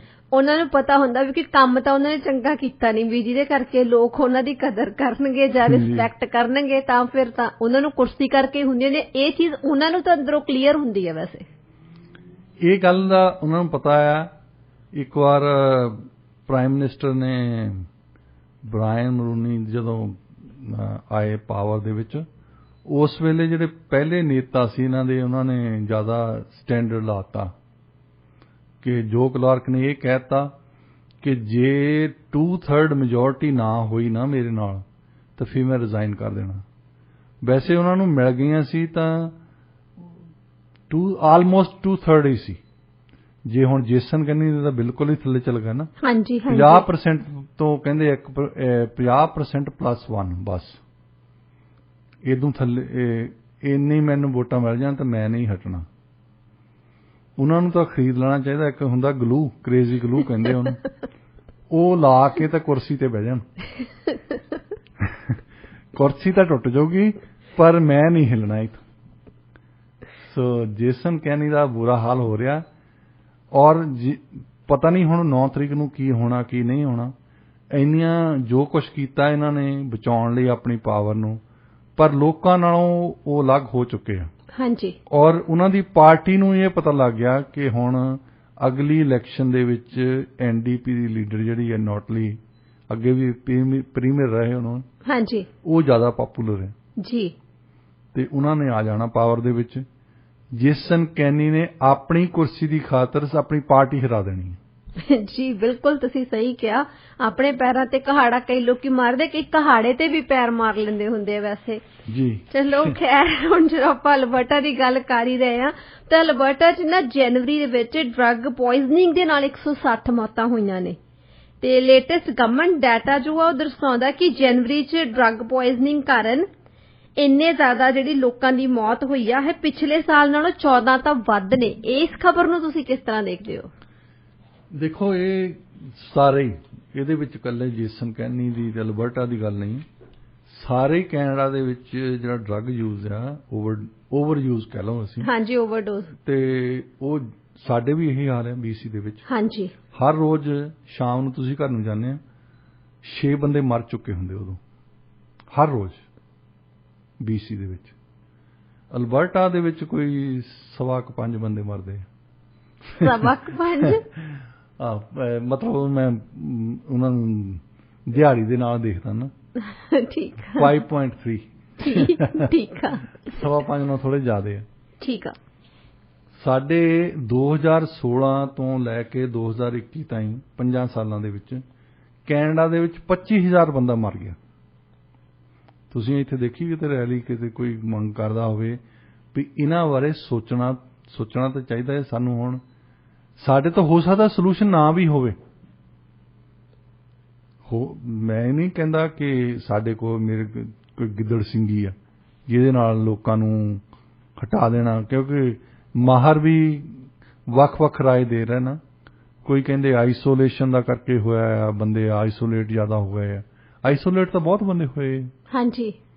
ਤੇ ਫਿਰ ਕੋਈ ਕਹਿੰਦੇ ਲੋਕਾਂ ਦੀਆਂ ਖਾਸ਼ਾਂ ਜ਼ਿਆਦਾ ਸੀ, ਉਹਨਾਂ ਦੀਆਂ ਆਰਥਿਕ, ਪਰ ਉਹਨਾਂ ਦੀ ਜਿਹੜੀ ਆਮਦਨ ਘੱਟ ਸੀ। ਕਈ ਬੰਦੇ ਸਿੱਧਾ ਹਿਸਾਬ, ਉਹ ਕਹਿੰਦੇ ਮਾਂ ਪਿਓ ਦਾ ਕਸੂਰ ਹੈ, ਜਿਹੋ ਜਿਹਾ ਮਾਂ ਪਿਓ ਨੇ ਬੱਚਾ ਪਾਲਿਆ ਉਹੋ ਜਿਹਾ ਵੱਡਾ ਹੋਣਾ। ਕੋਈ ਮਾਂ ਪਿਓ ਇਹ ਥੋੜੀ ਚਾਹੁੰਦਾ ਕਿ ਉਹਦਾ ਬੱਚਾ ਡਰੱਗ ਦੇ ਵਿੱਚ ਜਾਏ, ਪੇਰੈਂਟਸ ਨੂੰ ਵੈਸੇ ਹੀ ਬਲੇਮ ਕਰ ਦਿੰਦੇ ਆ। ਨਹੀਂ, ਇਸ਼ੂ ਤਾਂ ਹੈਗੀ ਆ ਕਿ ਜਦੋਂ ਕਈ ਪੇਰੈਂਟਸ ਸਾਡੇ ਕਮਿਊਨਿਟੀ 'ਚ ਖਾਸ ਤੌਰ ਤੇ ਮੈਂ ਦੇਖਦਾ ਕਿ ਜੇ ਉਹਨਾਂ ਦਾ ਬੱਚੇ ਨੇ ਡਰੱਗ ਖਾਂਦਾ ਹੈ ਨਾ, ਤਾਂ ਕਿਸੇ ਨਾ ਕਿਸੇ ਤਰੀਕੇ ਨਾਲ ਪਰਦਾ ਪਾਉਣ ਦੀ ਕੋਸ਼ਿਸ਼ ਕਰਦੇ ਆ। ਇਹ ਤਾਂ ਹੈ, ਵੈਸੇ ਇਹ ਤਾਂ ਹੈ। ਜਦੋਂ ਤੁਸੀਂ ਪਰਦਾ ਪਾਉਣੇ, ਜੇ ਤਾਂ ਮੰਨਦੇ ਆ ਕਿ ਇਹ ਬਿਮਾਰੀ ਹੈਗੀ ਆ ਸਾਨੂੰ, ਫਿਰ ਤਾਂ ਉਹਦਾ ਇਲਾਜ ਸ਼ਾਇਦ ਹੋਵੇ ਚਾਹੇ ਨਾ ਹੋਵੇ, ਪਰ ਕਮ ਸੇ ਕਮ ਤੇ ਇਹ ਮੰਨਦੇ ਆ ਨਾ ਕਿ ਸਾਨੂੰ ਬਿਮਾਰੀ ਆ। ਐਕਸੈਪਟੈਂਸ ਹੋਣੀ ਬਹੁਤ ਜ਼ਰੂਰੀ ਆ। ਤੁਸੀਂ ਤਾਂ ਹੀ ਸ਼ਰਾਬ ਛੱਡੋਗੇ ਜੇ ਤੁਸੀਂ ਮੰਨਦੇ ਆ ਵੀ ਮੈਂ ਅਲਕੋਹਲਿਕ ਹਾਂ। ਅਲਕੋਹਲਿਕਸ ਨੂੰ ਪਹਿਲਾਂ ਜਿਹੜਾ ਲੈਸਨ ਦਿੰਦੇ ਹੁੰਦੇ ਆ ਉਹ ਇਹੀ ਦਿੰਦੇ ਆ ਕਿ ਤੁਸੀਂ ਐਕਸੈਪਟ ਕਰੋ ਕਿ ਤੁਸੀਂ ਅਲਕੋਹਲਿਕ ਆ। ਵੀ ਸਵੇਰ ਨੂੰ ਭਗਵੰਤ ਮਾਨ ਉੱਠਦਾ ਹੈ ਵਧੀਆ ਪੀ ਕੇ ਉੱਠਣਾ, ਇਹ ਅਲਕੋਹਲਿਕ ਦੀ ਨਿਸ਼ਾਨੀ ਹੈ। ਇਹ ਨਹੀਂ ਹੈ ਕਿ ਅਲਕੋਹਲਿਕ ਉਹ ਨਹੀਂ ਹੁੰਦਾ ਜਿਹੜਾ ਸ਼ਰਾਬ ਪੀਂਦਾ ਹੈ। ਸ਼ਰਾਬ ਤਾਂ ਸਾਰੀ ਦੁਨੀਆ ਪੀਂਦੀ ਹੈ, ਪਰ ਉਹ ਬੰਦਾ ਜਿਹੜਾ ਸ਼ਰਾਬ ਤੋਂ ਬਿਨਾਂ ਉੱਠ ਹੀ ਨਹੀਂ ਸਕਦਾ। ਇਹ ਗੱਲ ਮੰਨਣੀ, ਜਿਹੜੀ ਮੰਨਣੀ ਪਹਿਲਾਂ ਮਨ ਦੇ ਵਿੱਚ, ਤੇ ਉਹ ਗੱਲ ਸੋਲੂਸ਼ਨ ਤਾਂ ਹੀ ਲੱਭੋਗੇ ਤੁਸੀਂ ਜੇ ਇਹ ਹੀ ਪਰਦੇ ਪਾਈ ਜਾਣੇ ਕਿ ਸਾਡਾ ਮੁੰਡਾ 26 ਸਾਲਾਂ ਦਾ ਨੌਜਵਾਨ ਤੁਹਾਡਾ ਓਵਰਡੋਜ਼ ਦੇ ਨਾਲ ਜਾਂਦਾ ਲੱਗੇ, ਤੁਸੀਂ ਫੇਰ ਵੀ ਫਿਊਨਰਲ ਤੇ ਵੀ ਉੱਥੇ ਲੋਕਾਂ ਨੂੰ ਕਹਿਣਗੇ ਇਹਨੂੰ ਹਾਰਟ ਅਟੈਕ ਹੋ ਗਿਆ ਸੀ। ਕਿੱਦਾਂ ਹੋ ਗਿਆ ਸੀ? ਹੋ ਸਕਦਾ ਹਾਰਟ ਅਟੈਕ ਵੀ ਹੋ ਗਿਆ ਹੋਵੇ। ਸਾਰਿਆਂ ਨੂੰ ਪਤਾ ਵੀ ਇਹ ਡਰੱਗ ਖਾਂਦਾ ਸੀ, ਓਵਰਡੋਜ਼ ਦੇ ਨਾਲ ਜਾਂਦਾ ਲੱਗਾ। ਸੋ ਪੇਰੈਂਟਸ ਦਾ ਕੁਝ ਹੱਦ ਤੱਕ ਰੋਲ ਹੈ ਕਿ ਉਹਨਾਂ ਤੇ ਸਾਰੀ ਜ਼ਿੰਮੇਵਾਰੀ ਉਹਨਾਂ ਤੇ ਲਾ ਦਿੱਤੀ ਜਾਵੇ, ਕਿਉਂਕਿ ਬੱਚਾ ਇੱਕ ਜਿਹੜਾ ਆ ਉਹ ਘਰ 'ਚ ਪਹਿਲਾਂ ਰਹਿੰਦਾ। ਹਾਂਜੀ। ਉਦੋਂ ਤਾਂ ਸ਼ੁਰੂ ਨਹੀਂ, 5 ਸਾਲਾਂ ਦਾ ਬੱਚਾ ਤਾਂ ਡਰੱਗ ਖਾਣੀ ਸ਼ੁਰੂ ਨਹੀਂ ਕਰ ਦਿੰਦਾ ਨਾ ਜੀ। 5 ਸਾਲ ਹੀ ਘਰ 'ਚ ਰਹਿੰਦਾ ਪਤਾ। ਉਸ ਤੋਂ ਬਾਅਦ ਸਕੂਲ ਜਾਂਦਾ ਹੈ। ਸਕੂਲੇ ਉਹ ਕਿੰਨੇ ਘੰਟੇ ਲਾਉਂਦਾ ਦੇਖੋ। ਉਸ ਤੋਂ ਬਾਅਦ ਆਪਣੇ ਪੀਅਰ ਦੇ ਨਾਲ ਰਹਿੰਦਾ ਹੈ ਜੀ, ਜਿਨ੍ਹਾਂ ਦੇ ਨਾਲ ਖੇਡਦਾ ਹੈ। ਫਿਰ ਚਰਚ ਜਾਂ ਗੁਰਦੁਆਰੇ ਜਾਂ ਮੰਦਿਰ ਜਾਂ ਮਸਜਿਦ ਦੇ ਵਿੱਚ ਜਾਂਦਾ ਹੈ। ਫਿਰ ਉਹਨੂੰ ਤੁਸੀਂ ਕੋਈ ਗੇਮ ਦੇ ਵਿੱਚ ਲਾਉਂਦੇ ਆ, ਫਿਰ ਉਹ ਮਿਊਜ਼ਿਕ ਸੁਣਦਾ ਆ, ਕੋਈ ਫਿਲਮ ਦੇਖਦਾ ਆ, ਕੁਛ ਨਾ ਕੁਛ ਤਾਂ ਕਰਦਾ। ਮਤਲਬ ਬਾਕੀ ਚੀਜ਼ਾਂ ਦਾ ਵੀ ਤਾਂ ਅਸਰ ਪੈਂਦਾ ਨਾ। ਹਾਂਜੀ। ਸੋ ਇਕੱਲੇ ਪੇਰੈਂਟਸ ਦਾ ਅਸੀਂ ਤਾਂ ਨਹੀਂ ਕਹਿੰਦੇ ਕਿ ਉਹਨਾਂ ਦਾ ਅਸਰ ਪੈਂਦਾ ਹੈ, ਪਰ ਉਹਨਾਂ ਦਾ ਵੀ ਥੋੜ੍ਹਾ ਪੈਂਦਾ ਹੈ। ਕਿਉਂਕਿ ਬੱਚੇ ਦੇ ਵਿੱਚ ਇੱਕ ਸਰਵੇ ਕੀਤਾ ਸੀ ਇਹਨਾਂ ਨੇ ਮੌਂਟਰੀਅਲ ਦੇ ਵਿੱਚ। ਉਹ ਕਹਿੰਦੇ ਕਿ ਜਿਨ੍ਹਾਂ ਬੱਚਿਆਂ ਦੇ ਪੇਰੈਂਟਸ ਕੰਮ ਕਰਦੇ ਆ, ਉਹਨਾਂ ਨੇ ਕਿਹਾ ਕਿ ਕੋਈ ਅਸੀਂ 20 ਮਿੰਟ ਇੱਕ ਦਿਹਾੜੀ ਦੇ ਆਪਣੇ ਬੱਚਿਆਂ ਨਾਲ ਬਿਤਾਉਂਦੇ ਹਾਂ। ਤੁਸੀਂ ਦੇਖੋ ਉਹਨਾਂ ਦੇ ਬੱਚੇ ਆ, ਉਹ ਸਕੂਲੇ ਜਾਂਦੇ ਆ, 7-8 ਘੰਟੇ ਤਾਂ ਉੱਥੇ ਲਾ ਕੇ ਆਉਂਦੇ। ਹਾਂਜੀ। ਉਸ ਤੋਂ ਬਾਅਦ ਕੋਈ ਗੇਮ ਖੇਲਣ ਚੱਲ ਗਿਆ, ਕੋਈ ਫਰੈਂਡਸ ਨੂੰ ਮਿਲਣ ਚੱਲ ਗਿਆ, ਜਾਂ ਅੱਜ ਕੱਲ੍ਹ ਤਾਂ ਗੇਮਾਂ ਆਹ ਸਿੱਧੀਆਂ ਆਈਫੋਨ ਤੇ ਲੱਗੇ ਜਾਂ ਕੰਪਿਊਟਰ ਤੇ ਲੱਗੇ। ਸੋ ਬੱਚੇ ਜਿਹੜੇ ਆਪਣੇ ਪੇਰੈਂਟਸ ਦੇ ਨਾਲ ਉਹ ਵੀ ਖਰਿਆ 20 ਮਿੰਟ ਉਹ ਬਿਤਾਉਂਦੇ ਜਾਂ ਨਹੀਂ ਬਿਤਾਉਂਦੇ, ਉਹਨਾਂ ਨੇ ਕਹਿ ਦਿੱਤਾ। ਹਾਂਜੀ। 20 ਮਿੰਟ ਏਦਾਂ ਦੀ ਤਾਂ ਨਹੀਂ ਬਿਤਾਉਂਦੇ ਕਿ 20 ਮਿੰਟ ਅਸੀਂ ਇਕੱਠੇ ਬੈਠ ਕੇ ਇੱਕ ਸ਼ੋਅ ਦੇਖਦੇ ਹੁੰਦੇ। ਉਹ ਵੀ ਤਾਂ 20 ਮਿੰਟ ਹੀ ਹੋ ਗਏ ਤੁਹਾਡੇ। ਹਾਂਜੀ। ਹੋ ਸਕਦਾ 20 ਮਿੰਟ ਤੁਸੀਂ ਆਪਣੇ ਡਾਈਨਿੰਗ ਟੇਬਲ ਤੇ ਬੈਠੇ ਹੋ ਜੀ। ਸੋ ਜਿਹੜੇ ਬੰਦੇ 20 ਮਿੰਟ ਹੀ ਬਿਤਾ ਰਹੇ ਆਪਣੇ ਬੱਚਿਆਂ ਨਾਲ, ਉਹਨਾਂ ਦਾ ਕਿੰਨਾ ਕੁ ਅਸਰ ਹੈ ਉਹਨਾਂ ਦੇ ਪਾਲਣ ਪੋਸ਼ਣ ਤੇ। 20 ਮਿੰਟ ਦੇ ਵਿੱਚ ਤਾਂ ਕੋਈ ਗੱਲਬਾਤ ਹੀ ਨਹੀਂ ਹੁੰਦੀ। ਕੋਈ ਗੱਲਬਾਤ ਨਹੀਂ। ਫਿਰ ਕਮਿਊਨੀਕੇਸ਼ਨ ਲੈਵਲ ਇੰਨਾ ਘਟ ਗਿਆ ਕਿ ਬੱਚਿਆਂ ਨੇ ਜੇ ਕੋਈ ਗੱਲ ਦੱਸਣੀ, ਉਹ ਕਿਸੇ ਹੋਰ ਨੂੰ ਭਾਵੇਂ ਦੱਸ ਦੇਣਗੇ, ਪੇਰੈਂਟਸ ਨੂੰ ਨਹੀਂ ਦੱਸਣੀ। ਅੱਧੀਆਂ ਪ੍ਰੋਬਲਮਸ ਤਾਂ ਕਮਿਊਨੀਕੇਸ਼ਨ ਗੈਪ ਕਰਕੇ ਹੁੰਦੀਆਂ। ਕਮਿਊਨੀਕੇਸ਼ਨ ਹੈ ਜੀ। ਤੇ ਫਿਰ ਪੇਰੈਂਟਸ ਦਾ ਵੀ ਇਦਾਂ ਆ, ਕਿਉਂਕਿ ਅੱਜ ਕੱਲ੍ਹ ਜਿਹੜੀ ਆਰਥਿਕਤਾ ਇਸ ਤਰ੍ਹਾਂ ਆ ਬਣੀ ਕਿ ਦੋਏ ਪੇਰੈਂਟਸ ਜੇ ਫੁੱਲ ਟਾਈਮ ਨਹੀਂ ਕੰਮ ਕਰਦੇ, ਉਸ ਤੋਂ ਵੀ ਐਕਸਟਰਾ ਕੰਮ ਕਰਦੇ ਆ, ਉਹ ਥੱਕੇ ਟੁੱਟੇ ਆਉਂਦੇ ਨੇ। ਹਾਂਜੀ। ਉਹਨਾਂ ਦੇ ਕੋਲ ਕਿੰਨਾ ਕੁ ਚਿਰ ਕਮਿਊਨੀਕੇਸ਼ਨ ਕਰੀ ਜਾਂ। ਉਹ ਪਿਓ ਦੇ ਕੋਲ ਤਾਂ ਇੰਨਾ ਕੁ ਟਾਈਮ ਹੁੰਦਾ ਵੀ ਜੁੱਤੀ ਫੇਰ ਦੂੰ ਤੇਰੇ ਧਮਕੀਆਂ ਦੇਣ ਜੋਗਾ ਟਾਈਮ ਹੁੰਦਾ। ਜੀ ਬਿਲਕੁਲ ਸਹੀ ਕਿਹਾ ਤੁਸੀਂ ਕਿ ਜਿਹੜਾ ਸਮਾਂ ਹੈਗਾ ਨਾ, ਇਹ ਅੱਜ ਕੱਲ੍ਹ ਆਪਾਂ ਉੱਦਾਂ ਵੀ ਦੇਖਦੇ ਹਾਂ ਕਿਸੇ ਕੋਲ ਹੁੰਦਾ ਨਹੀਂ। ਹਰ ਕੋਈ ਕਹਿੰਦਾ ਕਿ ਬਿਜ਼ੀ ਆ। ਕਈ ਵਾਰੀ ਆਪਾਂ ਦੇਖਦੇ ਹਾਂ ਨਾ, ਬੱਚੇ ਪੈਰੈਂਟਸ ਦੇ ਪਿੱਛੇ ਪਿੱਛੇ ਕੁਝ ਦੱਸਣਾ ਚਾਹੁੰਦੇ ਹੁੰਦੇ ਆ, ਪਰ ਉਹਨਾਂ ਕੋਲ ਟਾਈਮ ਨਹੀਂ ਹੁੰਦਾ। ਉਹਨਾਂ ਨੂੰ ਕਹਿੰਦੇ ਓਕੇ 2 ਮਿੰਟ ਰੁਕ, 5 ਮਿੰਟ ਰੁਕ, ਫਿਰ ਉਹਨਾਂ ਨੇ ਕਿਸੇ ਨਾਲ ਤਾਂ ਸ਼ੇਅਰ ਕਰਨਾ ਹੀ ਆ ਬਾਹਰ। ਜਿਸ ਵੇਲੇ ਬੱਚਿਆਂ ਦੇ ਕੋਲ ਦੱਸਣ ਲਈ ਟਾਈਮ ਹੁੰਦਾ ਨਾ, ਉਦੋਂ ਅਸੀਂ ਕਹਿੰਦੇ ਆ ਅਸੀਂ ਸੁਣਨੀ ਨਹੀਂ ਗੱਲ। ਹਾਂਜੀ ਹਾਂਜੀ। ਜਦੋਂ ਉਹਨਾਂ ਦੇ ਕੋਲ ਸਾਡੇ ਲਈ ਟਾਈਮ ਹੀ ਨਹੀਂ ਹੁੰਦਾ, ਬੱਚੇ ਚਾਹੁੰਦੇ 2 ਮਿੰਟ ਨਹੀਂ ਤੁਹਾਡੀ ਗੱਲ ਸੁਣ ਸਕਦੇ ਹੋ, ਉਦੋਂ ਅਸੀਂ ਦੱਸਣੀ ਚਾਹੁੰਦੇ ਉਹਨਾਂ ਨੂੰ। ਜਿਹੜਾ ਬੱਚਾ ਅੱਜ ਕੱਲ੍ਹ ਡਿਵੈਲਪਮੈਂਟ ਹੁੰਦੀ ਆ ਤਕਰੀਬਨ 4 ਸਾਲ, ਪਹਿਲੇ 4 ਸਾਲ ਹੁੰਦੀ ਆ। ਪਹਿਲੇ 4 ਸਾਲ ਤਾਂ ਉਹਨੂੰ ਟੀਵੀ ਤੇ ਲਾਈ ਰੱਖਣਾ। ਪਹਿਲੇ 4 ਸਾਲ ਨੂੰ ਦੇਖਣਾ ਵੀ ਇਹ ਗੱਲ ਨਾ ਕਰੇ ਤਾਂ ਚੰਗਾ ਆ, ਆਈਫੋਨ ਫੜ ਕੇ ਬੈਠਾ ਰਵੇ। ਤਾਂ ਫਿਰ ਜਦੋਂ 18 ਸਾਲਾਂ ਦਾ ਹੋ ਗਿਆ, ਫਿਰ ਉਹਨੇ ਕਿੱਥੇ ਸੁਣਨੀ ਤੁਹਾਡੀ ਜੀ। ਪੇਰੈਂਟਿੰਗ ਦੀ ਵੀ ਤੇ ਇਸ਼ੂ ਬਣ ਚੁੱਕੀ ਆ। ਪਹਿਲਾਂ ਕਹਿੰਦੇ ਹੁੰਦੇ ਸੀ ਕਿ ਨਾ, ਪਿੰਡਾਂ ਦੇ ਵਿੱਚ ਕੋਈ ਬੱਚੇ ਆ ਜਾਂ ਮਾਂ-ਬਾਪ ਕੋਲ ਵੀ ਟਾਈਮ ਹੁੰਦਾ ਸੀ, ਬਾਕੀ ਵੀ ਪਤਾ ਨਹੀਂ ਕਿਹਨੇ ਤੁਹਾਨੂੰ ਕੁਝ ਕਹਿ ਦੇਣਾ। ਪਿੰਡ ਦੇ ਵਿੱਚੋਂ ਕਿਸੇ ਨੇ ਥੱਪੜ ਮਾਰਤਾ ਤਾਂ ਕੋਈ ਵੱਡੀ ਗੱਲ ਨਹੀਂ ਸੀ। ਹਾਂਜੀ ਹਾਂਜੀ। ਮਤਲਬ ਉਹ ਬੰਦੇ ਦੇਖਦੇ ਸੀ ਕਿ ਜੇ ਗਲਤੀ ਕਰਦਾ ਕੋਈ ਬੱਚਾ, ਇਹਨੂੰ ਸਾਰਾ, ਆਪਣੇ ਅੰਗਰੇਜ਼ੀ ਦੀ ਕਹਾਵਤ ਹੈ ਨਾ, it takes a whole village. Yes. ਤੇ ਉਹ ਕਨਸੈਪਟ ਸੀ, ਉਹ ਸੰਕਲਪ ਸੀ ਕਿ ਕੋਈ ਗਲਤੀ ਕੀਤੀ ਆ। ਅਸੀਂ ਡਰਦੇ ਸੀ ਵੱਡਿਆਂ ਤੋਂ ਜੀ ਕਿ ਇਹਨਾਂ ਦੇ ਸਾਹਮਣੇ ਆਹ ਗਲਤੀ ਨਹੀਂ ਕਰਨੀ, ਕਿਉਂਕਿ ਪਤਾ ਨਹੀਂ ਉਹਨਾਂ ਨੇ ਕਿਹਨੇ ਥੱਪੜ ਛੱਡ ਦੇਣਾ। ਤੇ ਹੁਣ ਜੇ ਟੀਚਰ ਵੀ ਮਾਰ ਦਿੰਦਾ ਹੈ ਤਾਂ ਕੰਪਲੇਂਟ ਕਰਨ ਜਾਂਦੇ ਆ। ਹਾਂਜੀ। ਟੀਚਰ ਅੱਗੇ ਤਾਂ ਚਲੋ ਟੀਚਰ ਥਾਣੇਦਾਰ ਹੀ ਹੁੰਦੇ ਸੀ, ਸਾਨੂੰ ਏਦਾਂ ਲੱਗਦਾ ਹੁੰਦਾ ਵੀ ਆ ਜੇਲ੍ਹ 'ਚ ਆ ਗਏ। ਤੇ ਹੁਣ ਟੀਚਰਸ ਵੈਸੇ ਘੱਟ ਕਰਦੇ ਆ, ਪਰ ਜੇ ਮਾੜਾ ਜਿਹਾ ਡਿਸਪਲਿਨ ਕਰਦੇ ਆ ਤਾਂ ਉਹਨਾਂ ਨੂੰ ਕੋਰਟ 'ਚ ਲੈ ਕੇ ਜਾਂਦੇ ਆ। ਤੇ ਇਹ ਗੱਲ ਮੰਨੀ ਗਈ ਹੈ ਕਿ ਬੱਚੇ ਅਜੇ ਤੱਕ ਕ੍ਰਿਮੀਨਲ ਕੋਡ ਆਫ ਕੈਨੇਡਾ ਦੇ ਵਿੱਚ ਜੇ ਇਹ ਅਲਾਉਡ ਆ, ਜੇ ਤੁਸੀਂ ਆਪਣੇ ਬੱਚੇ ਨੂੰ ਡਿਸਪਲਿਨ ਕਰਨਾ ਹੈ। ਸਪੈਂਕਿੰਗ ਸ਼ਬਦ ਯੂਜ਼ ਕਰਦੇ ਆ। ਹਾਂਜੀ ਹਾਂਜੀ, ਸਪੈਂਕਿੰਗ ਇਜ਼ ਅਲਾਉਡ। ਯਾ ਹੁਣ ਸਪੈਂਕਿੰਗ ਦਾ ਮਤਲਬ ਕੀ ਹੈ ਕਿ ਡਾਂਗਾ ਨਾ ਕੁੱਟਣਾ ਹੈ ਕਿ ਉਹਨੂੰ ਮਾੜੀ ਜਿਹੀ ਕੀ ਕਹਿੰਦੇ ਡਰਾਮਾ ਦੇਣਾ। ਇਹਦੇ ਵਿੱਚ ਜ਼ਰੂਰ ਫਰਕ ਹੈ। ਯੈਸ ਡਾਕਟਰ ਸਾਹਿਬ, ਹੁਣ ਗੱਲ ਕਰਦੇ ਹਾਂ ਆਪਾਂ F-35 ਫਾਈਟਰ ਜੈਟਸ ਬਾਰੇ। ਉਹਦੇ 'ਚ ਦੱਸੋ ਜੀ ਉਸ ਡੀਲ ਦਾ ਕੀ ਹੋ ਰਿਹਾ? ਇਹ ਡੀਲ ਨੂੰ ਕੋਈ 25 ਸਾਲ ਹੋ ਗਏ। 1997 ਦੇ ਵਿੱਚ ਪ੍ਰਾਈਮ ਮਿਨਿਸਟਰ ਜੌਨ ਕਰੈਚੀਆਂ ਦਾ ਬਾਂਹ ਮਰੋੜੀ ਸੀ ਬਿਲ ਕਲਿੰਟਨ ਨੇ। ਹਾਂਜੀ, ਬਿਲ ਕਲਿੰਟਨ ਉਦੋਂ ਪ੍ਰੈਜ਼ੀਡੈਂਟ ਸੀ। ਉਸ ਵੇਲੇ ਲੋਕਹੀਡ ਕੰਪਨੀ ਜਿਹੜੀ ਹੈ ਉਹਨਾਂ ਨੇ ਕਿਹਾ ਸੀ ਕਿ ਅਸੀਂ ਲੇਟੈਸਟ ਸਟੈਲਥ ਫਾਈਟਰ ਦੇਵਾਂਗੇ, ਜਿਹੜਾ ਕਿ ਇਹਦੀ ਜਿਹੜੀ ਮਸ਼ਹੂਰੀ ਆ ਉਹ ਇਹ ਹੈ ਕਿ ਜੇ ਕਿਸੇ ਕੰਟਰੀ ਦੇ ਕੋਲ ਰੇਡਾਰ ਸਿਸਟਮ ਹੈਗਾ, ਉਹਨੂੰ ਰੇਡਾਰ ਸਿਸਟਮ ਨੂੰ ਇਨਫੈਕਟਿਵ ਬਣਾਉਂਦਾ ਹੈ। ਮਤਲਬ ਥਿਓਰੈਟੀਕਲੀ, ਪ੍ਰੈਕਟੀਕਲੀ ਨਹੀਂ ਕੁਝ। ਇਹਦੇ ਵਿੱਚ ਬਹੁਤ ਗਲਤੀਆਂ ਹੈ ਅਜੇ ਤਾਈਂ। 15 ਮਾਰਚ 2022 ਦੇ ਵਿੱਚ ਜਿਹੜੀ ਲੇਟੈਸਟ ਰਿਪੋਰਟ ਭੇਜੀ ਇਹਨਾਂ ਦੀ ਇਨਵੈਸਟੀਗੇਸ਼ਨ ਨੇ, ਹਾਂਜੀ, ਪੈਂਟਾਗਨ ਦੀ ਵੈਬਸਾਈਟ ਤੇ ਹੈਗੀ ਹੈ, ਤੇ ਉਹਨੂੰ ਮਤਲਬ ਕਾਲੀ ਕੀਤਾ ਪਿਆ। ਕਿਉਂਕਿ ਇਹ ਗੱਲ ਤਾਂ ਮੈਂ ਮੰਨਦਾ ਕਿ ਤੁਸੀਂ ਆਪਣੇ ਦੁਸ਼ਮਣ ਨੂੰ ਨਹੀਂ ਦੱਸ ਸਕਦੇ ਕਿ ਇਸ ਪਲੇਨ ਦੇ ਵਿੱਚ ਕੀ ਕੀ ਗਲਤੀਆਂ ਹੈ, ਪਰ ਉਹ ਰਿਪੋਰਟ ਫਿਰ ਉਹ ਪੜ੍ਹਨ ਦਾ ਮਤਲਬ ਕੀ ਹੈ ਜੇ ਪਤਾ ਹੀ ਨਹੀਂ ਉਹਦੇ ਵਿੱਚ ਕੀ ਕੀ ਹੈ। ਅਜੇ ਤਾਈਂ ਜਿਹੜਾ ਸੌਫਟਵੇਅਰ ਲਾਇਆ ਉਹਦੇ ਵਿੱਚ ਪ੍ਰੋਬਲਮ ਹੈ। ਇਹ ਮੰਨਦੇ ਆ ਕਿ ਇਹਦੇ ਇੰਜਨ ਦੇ ਵਿੱਚ ਪ੍ਰੋਬਲਮ ਹੈ। ਹੁਣ ਜਿਹਦੇ ਇੰਜਨ ਦੇ ਵਿੱਚ ਪ੍ਰੋਬਲਮ ਹੈ, ਇਹ 1 ਇੰਜਨ ਪਲੇਨ ਹੈ, ਸੋ ਇੱਕ ਹੀ ਇੰਜਨ ਹੈ, ਇੱਕ 'ਚ ਹੀ ਪ੍ਰੋਬਲਮ ਹੈ। ਇਹ ਤਾਂ ਗਿਆ ਫਿਰ। ਹਾਂਜੀ, ਹੁਣ ਦੇਖ ਲੈਣਾ ਯੂਕਰੇਨ ਵਾਲਿਆਂ ਨੂੰ ਜੇ ਕੰਮ ਕਰਦਾ ਕਿ ਰੀਅਲ ਟੈਸਟ ਤਾਂ ਉੱਥੇ ਹੀ ਹੋਣਾ, ਕਿਉਂਕਿ ਰਸ਼ੀਅਨ ਮੈਗ ਤਾਂ ਆ ਹੀ ਜਾਂਦੇ ਉੱਥੇ। ਹਾਂਜੀ, ਬੰਬ ਸਿੱਟਣ, ਉੱਥੇ ਪਤਾ ਲੱਗ ਜੂਗਾ F-35 ਕੰਮ ਕਰਦਾ ਕਿ ਨਹੀਂ ਕਰਦਾ। ਨਾਲੇ ਜ਼ੈਲੈਂਸਕੀ ਦਾ ਗੁੱਸਾ ਥੋੜਾ ਜਿਹਾ ਦੂਰ ਹੋ ਨਾਲੇ ਉਹਦਾ ਗੁੱਸਾ ਦੂਰ ਹੋ ਜਾਊਗਾ।